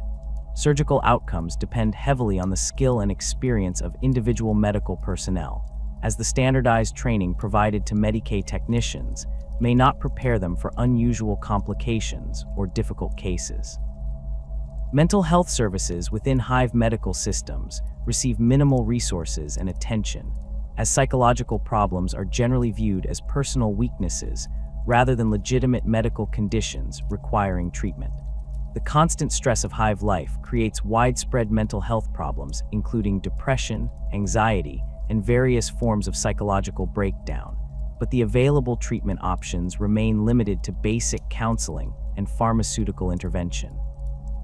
Mental health professionals working in Hive systems often lack adequate training and resources to address the complex psychological challenges created by overcrowding, pollution, and economic hardship. Rejuvenate treatments available to wealthy citizens provide life extension and physical enhancement that can add decades to natural lifespans while maintaining youthful appearance and physical capabilities. These expensive procedures require sophisticated medical facilities and rare pharmaceutical compounds that remain accessible only to the upper levels of Hive society. The rejuvenate process involves cellular regeneration therapy, organ replacement, and genetic modification that reverses aging effects while enhancing physical and mental performance beyond normal human limits. Advanced medical facilities serving the wealthy incorporate technologies and treatment methods that represent the pinnacle of imperial medical science, their capabilities extending far beyond the basic healthcare available to ordinary citizens. These facilities employ fully qualified physicians with extensive training and experience, while their equipment includes advanced diagnostic systems, surgical robots, and pharmaceutical synthesis equipment that can produce customized medications for individual patients. The contrast between elite medical care and basic Medicae services reflects the broader social stratification that characterizes Hive society. Medical research conducted in Hive cities focuses primarily on industrial health problems and the development of treatments for conditions caused by environmental pollution and occupational hazards.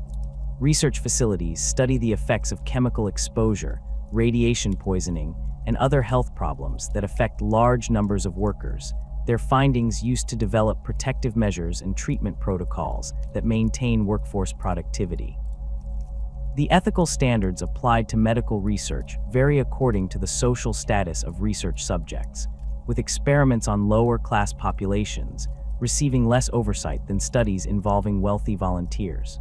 Educational systems within Hive cities operate through networks of indoctrination centers and training facilities that combine basic literacy instruction with intensive ideological programming designed to create loyal and productive citizens. These institutions serve dual functions as educational facilities and propaganda centers, their curricula carefully designed to instill proper imperial values while providing the practical skills necessary for assigned work roles. Students attend classes according to schedules coordinated with family work assignments, their education structured around the economic and social requirements of Hive society rather than individual interests or aptitudes. Basic literacy programs teach reading and writing skills sufficient for following work instructions, completing administrative forms, and understanding official announcements and propaganda materials. The reading materials used in these programs consist primarily of approved imperial texts, including religious works, technical manuals, and historical accounts that reinforce orthodox beliefs about humanity's role in the galaxy. Writing instruction focuses on practical applications, including the completion of work reports, the submission of official requests, and the composition of loyalty oaths and religious devotions. Mathematical education provides computational skills necessary for industrial work and basic commerce, with instruction focused on practical applications rather than theoretical understanding. Students learn arithmetic operations, basic geometry, and simple statistical concepts that enable them to perform calculations required in manufacturing and administrative work. Advanced mathematical concepts remain restricted to specialized training programs for technical workers, as higher-level mathematical knowledge is considered unnecessary for most occupational roles. Technical training programs prepare students for specific industrial roles through hands-on instruction using equipment and procedures identical to those employed in actual work environments. These programs include training in machinery operation, quality control procedures, and safety protocols that reduce workplace accidents and improve productivity. The selection of students for technical training depends on aptitude testing and family background, with children from successful worker families receiving priority for advanced training opportunities. Religious instruction forms the foundation of all educational programs, with students required to memorize extensive portions of imperial doctrine and participate in daily prayer and worship activities. This instruction emphasizes absolute obedience to imperial authority, the sacred nature of productive labor, and the moral obligation to sacrifice personal interests for the greater good of humanity. Religious education includes the study of imperial history, the lives of saints and martyrs, and the theological principles that justify imperial rule and social hierarchy. Ideological programming integrated throughout educational curricula reinforces loyalty to the emperor and acceptance of social conditions through constant repetition of approved beliefs and values. Students learn to identify and report signs of heretical thinking, to accept hardship as necessary for human survival, and to view their assigned social roles as divine mandates that cannot be questioned or changed. The psychological conditioning employed in these programs creates deep emotional attachments to imperial symbols and authority figures, while generating fear and revulsion toward alternative belief systems. Physical conditioning programs prepare students for the demanding physical requirements of industrial work, while instilling discipline and obedience through military-style training exercises. These programs include strength training, endurance exercises, and coordination drills that develop the physical capabilities necessary for manual labor. The military aspects of physical training teach students to follow orders without question, to work effectively in groups, and to accept authority without resistance. Vocational placement systems assign students to specific career paths based on aptitude testing, family background, and economic requirements rather than personal preferences or interests. These assignments typically occur during early adolescence and determine the individual's entire future within Hive society, as opportunities for career change remain extremely limited once initial placements are made. The placement process involves comprehensive evaluation of student capabilities and psychological profiles to ensure optimal matching between individual abilities and available work roles. Advanced education opportunities remain available only to students who demonstrate exceptional abilities and whose families possess sufficient political influence to secure access to higher-level training programs. These programs prepare students for administrative, technical, or military leadership roles that require advanced knowledge and decision-making capabilities. The selection process for advanced education involves rigorous testing and background investigations that verify both intellectual capability and ideological reliability. Entertainment options available to Hive populations provide brief respites from the grinding routine of daily survival, while serving additional functions as social control mechanisms and propaganda platforms. These activities range from simple diversions that occupy leisure time to elaborate spectacles that reinforce imperial values and social hierarchies. The availability and quality of entertainment vary dramatically according to social status and economic resources, with wealthy citizens enjoying sophisticated cultural events while ordinary workers make do with basic recreational activities. Gladiatorial contests held in arenas throughout the middle levels provide violent spectacles that satisfy popular demand for excitement while demonstrating the consequences of criminal behavior and social deviance. These contests feature condemned criminals, captured underhive gangers, and volunteer fighters competing in combat scenarios that typically result in death or serious injury for the participants. The arena events serve multiple social functions, including the disposal of unwanted populations, the reinforcement of social order through public punishment, and the provision of cathartic entertainment that channels popular frustrations into acceptable outlets. Combat sports popular among working populations include boxing matches, weapon dueling, and team fighting competitions that provide opportunities for spectators to engage in gambling and social interaction. These events typically occur in improvised venues within residential areas, their informal organization allowing for flexibility in scheduling and rules, while avoiding the bureaucratic requirements associated with official entertainment venues. The participants in these competitions often include off-duty workers seeking additional income or social recognition, though the risk of injury creates ongoing tension between entertainment value and practical concerns about workforce health. Theatrical performances staged in community centers and converted industrial spaces present approved historical dramas, religious allegories, and propaganda pieces that combine entertainment with ideological instruction. These productions typically feature amateur performers drawn from local communities, their scripts carefully reviewed by authorities to ensure compliance with imperial doctrine and social values. The themes explored in these performances emphasize loyalty, sacrifice, and the triumph of imperial forces over various enemies, while their emotional content provides audiences with vicarious experiences of heroism and adventure. Musical entertainment includes both live performances and recorded music distributed through public address systems and personal listening devices. The approved musical repertoire consists primarily of imperial hymns, patriotic songs, and folk music that reinforces cultural identity and social cohesion.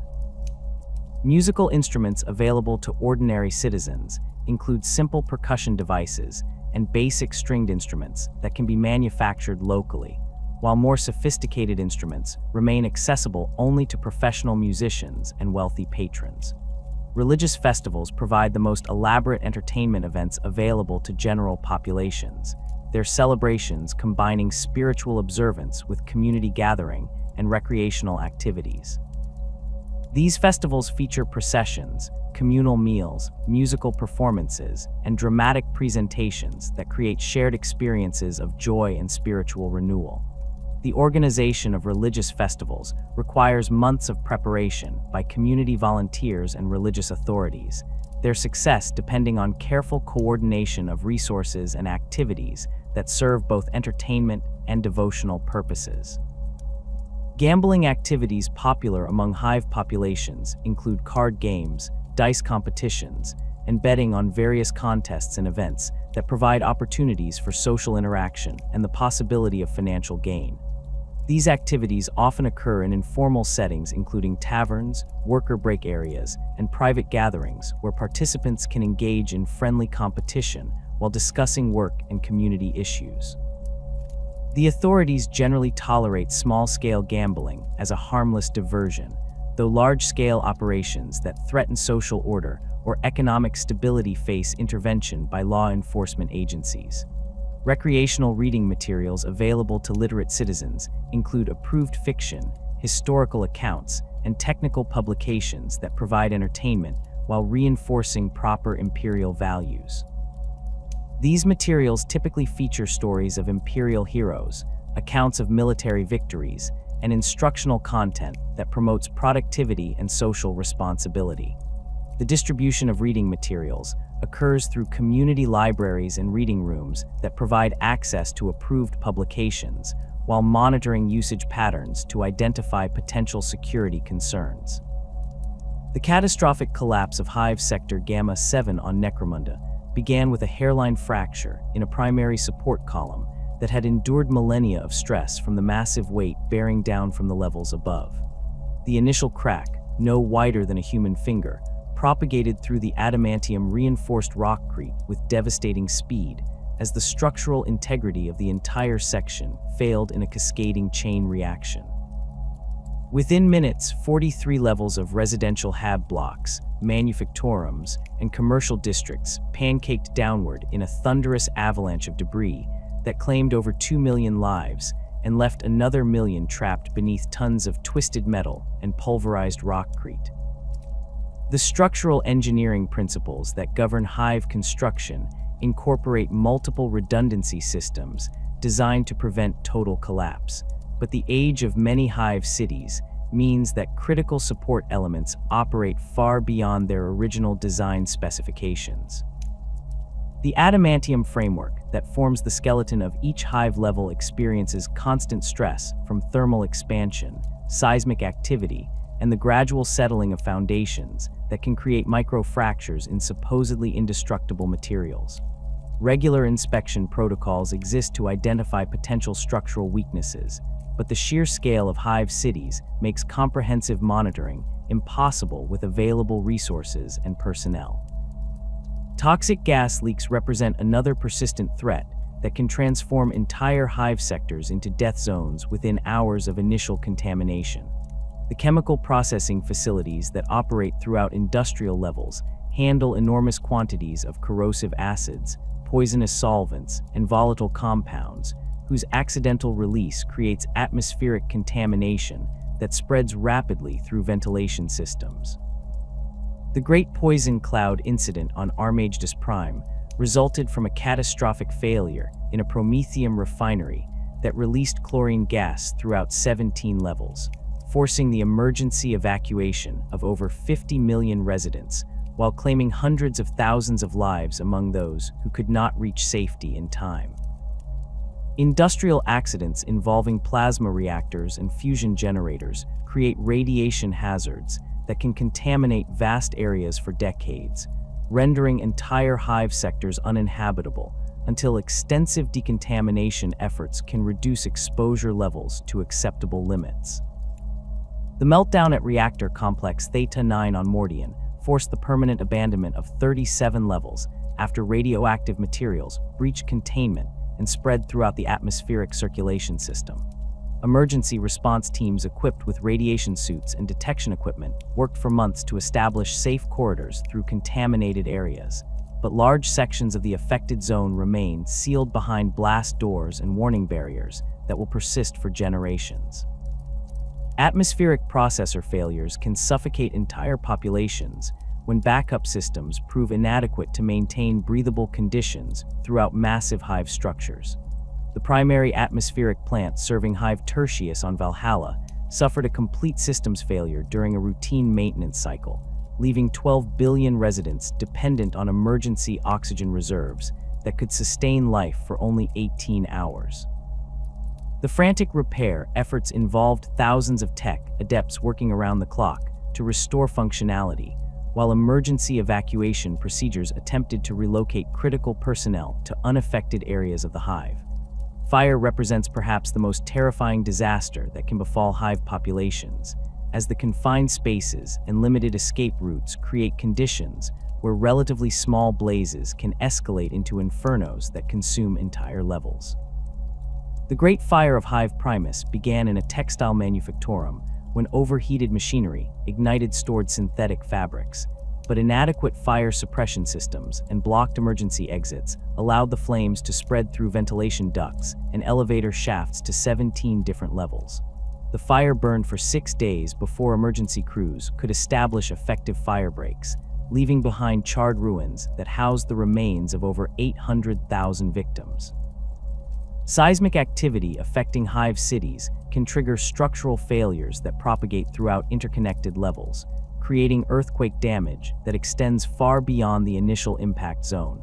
The tectonic instability of many hive worlds results from extensive mining operations that have weakened planetary crusts, while the enormous weight of hive structures creates additional stress concentrations that can trigger seismic events. The Mordian earthquake of the year 987 of the 41st millennium measured 8.2 on the imperial seismic scale and caused widespread damage throughout 3 separate hive cities, with casualty estimates exceeding 15 million dead and another 40 million left homeless when their residential blocks suffered irreparable structural damage. Emergency protocols activated during major disasters follow standardized procedures designed to preserve essential infrastructure and personnel while managing the evacuation of affected populations.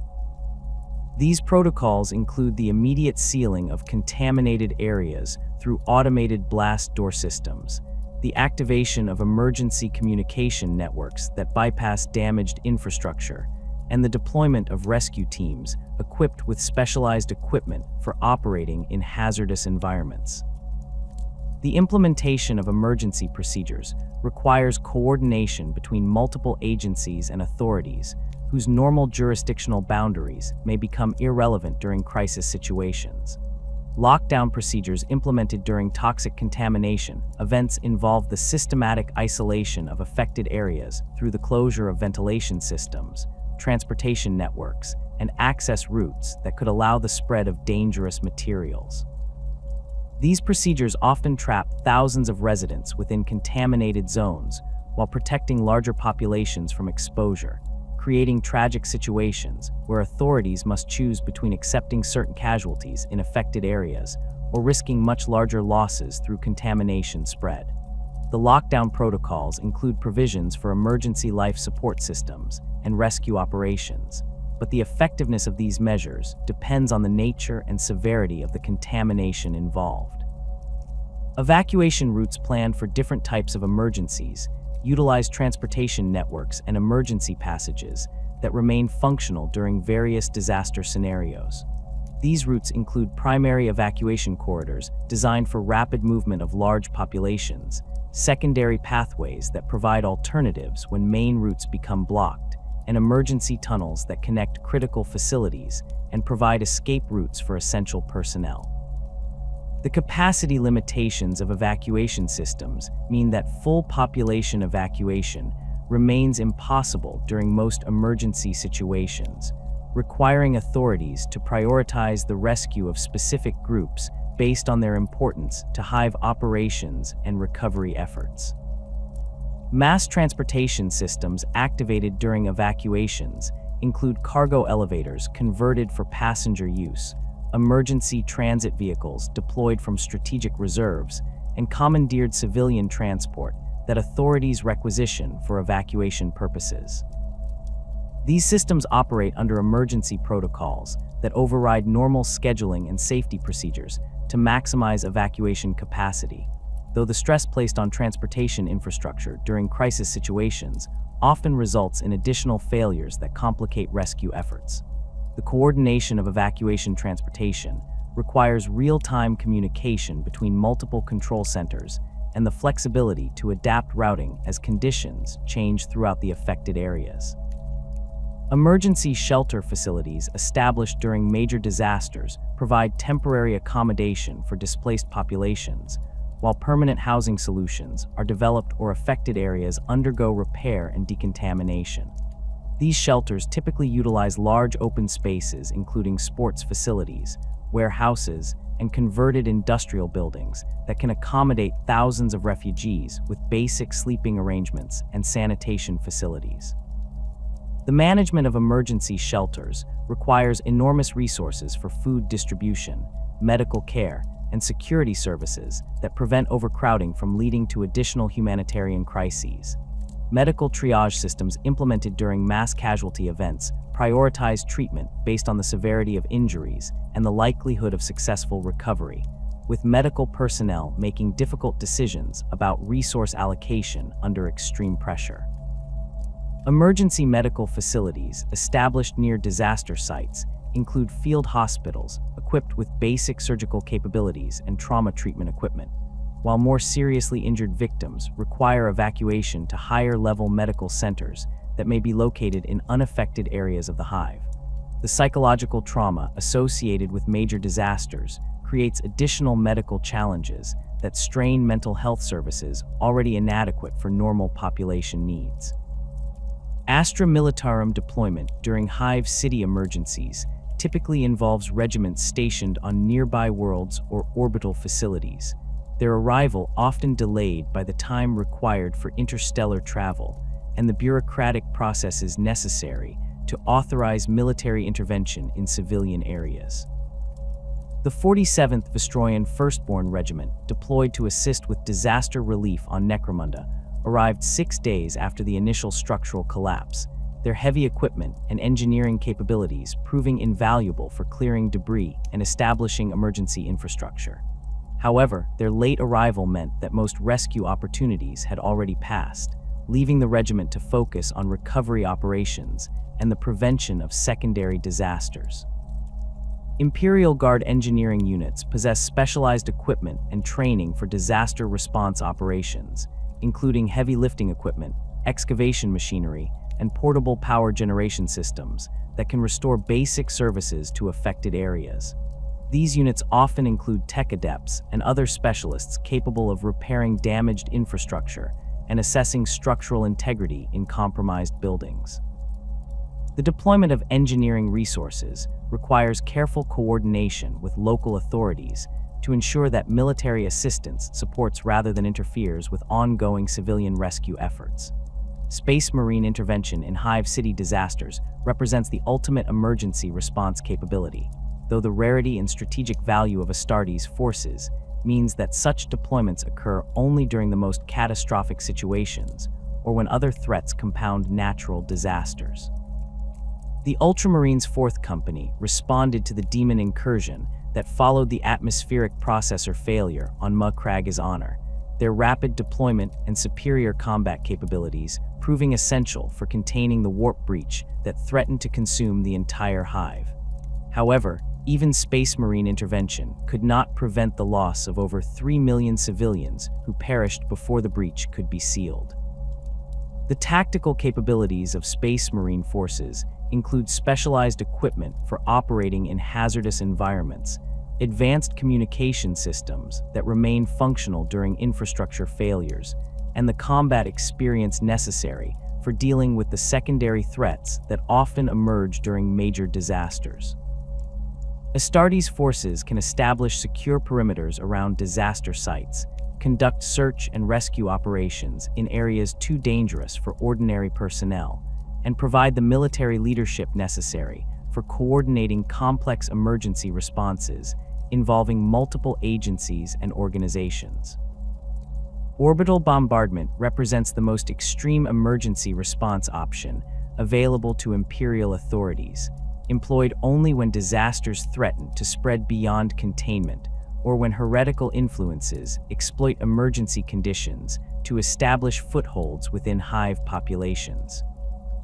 The Exterminatus protocols applied to Hive Secundus on Necromunda followed the discovery that genestealer cults had used the chaos of a major industrial accident to seize control of several hive levels and begin preparations for a full-scale uprising. The orbital strikes that followed eliminated the immediate threat, but also destroyed any possibility of rescue for millions of trapped civilians. Long-term consequences of major Hive City disasters extend far beyond the immediate casualties and property damage, creating social and economic disruptions that can persist for generations. The refugee populations created by major disasters often overwhelm the capacity of receiving areas, leading to overcrowding, resource shortages, and social tensions that can trigger additional conflicts. The survivors of Hive Sector Gamma 7's collapse spent years in temporary shelters before alternative housing could be constructed, their displacement creating ongoing social problems and economic hardship that affected entire planetary regions. Economic disruption caused by Hive City destruction ripples throughout entire sectors as supply chains collapse and industrial capacity disappears overnight. The loss of Manufactorum Complex Alpha 12 during the Great Fire of Hive Primus eliminated 40% of the planet's lasgun production capacity, forcing military procurement officers to source weapons from alternative suppliers at significantly higher costs while accepting reduced quality standards. The economic impact of such losses affects not only local populations, but also the broader Imperial war effort that depends on consistent industrial output from major hive worlds.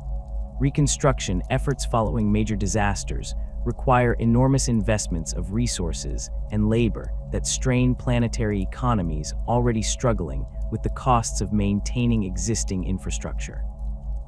The rebuilding of collapsed hive sections involves not only the physical reconstruction of damaged areas, but also the replacement of lost industrial capacity, the reestablishment of transportation networks, and the creation of improved safety systems designed to prevent similar disasters in the future.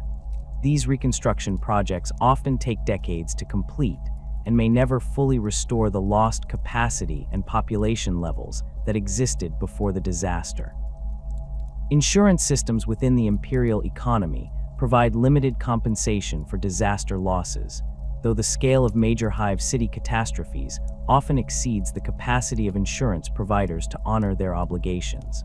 The complex legal frameworks governing disaster compensation create lengthy bureaucratic processes that may take years to resolve, while the actual payments received by disaster victims typically cover only a fraction of their actual losses.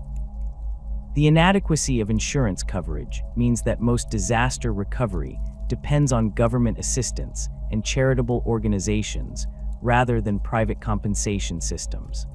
Psychological trauma affecting disaster survivors creates long-term mental health challenges that overwhelm already inadequate medical services while reducing the productivity and social stability of affected populations. The survivors of major disasters often experience post-traumatic stress, depression, and anxiety disorders that persist for years after the initial event, their psychological problems compounded by ongoing economic hardship and social displacement. The lack of adequate mental health services means that many trauma victims never receive proper treatment, leading to increased rates of substance abuse, domestic violence, and suicide among disaster-affected populations. Social reorganization following major disasters often results in permanent changes to community structures and social hierarchies, as traditional authority figures are killed or displaced, and new leadership emerges to fill the resulting vacuum. The breakdown of normal social controls during emergency situations can lead to the emergence of criminal organizations, religious movements, and political factions that exploit the chaos to establish alternative power structures. These social changes may persist long after physical reconstruction is complete, creating lasting alterations to the political and cultural landscape of affected areas. Abandonment represents the ultimate consequence for hive sections that suffer damage so severe that reconstruction proves economically unfeasible or technically impossible. The lower levels of Hive Tertius on Valhalla remain sealed and abandoned following radioactive contamination that would require centuries to dissipate naturally, their former populations permanently relocated to other areas, while the contaminated zones serve as grim reminders of the disasters that can befall hive cities. These abandoned areas often become refuges for criminal organizations and heretical cults that exploit the lack of official oversight to establish hidden strongholds. The lessons learned from major disasters drive improvements in emergency preparedness and structural design that may prevent similar catastrophes in future construction projects. The revised building codes implemented following the Great Fire of Hive Primus include improved fire suppression systems, wider emergency corridors, and better compartmentalization that limits the spread of fires and other hazards. However, the enormous cost of retrofitting existing structures means that most safety improvements apply only to new construction, leaving billions of residents in older hive sections vulnerable to the same types of disasters that have claimed countless lives throughout Imperial history. As the 41st millennium draws toward its close, the hive cities of the Imperium stand as monuments to both human achievement and human suffering, their towering spires reaching toward distant stars, while their foundations rest upon the bones of countless generations who lived and died within their walls. These vertical worlds continue to house the billions of souls who toil endlessly in service to the Emperor, their lives shaped by the harsh realities of existence within structures that represent humanity's greatest architectural achievements and its most desperate attempts at survival. The disasters that periodically devastate these cities serve as reminders of the fragility of human civilization in a galaxy filled with dangers that threaten to extinguish the light of humanity forever. Yet still the hive cities endure, rebuilt and repopulated by those who have nowhere else to go and nothing left to lose but their faith in the Emperor's protection.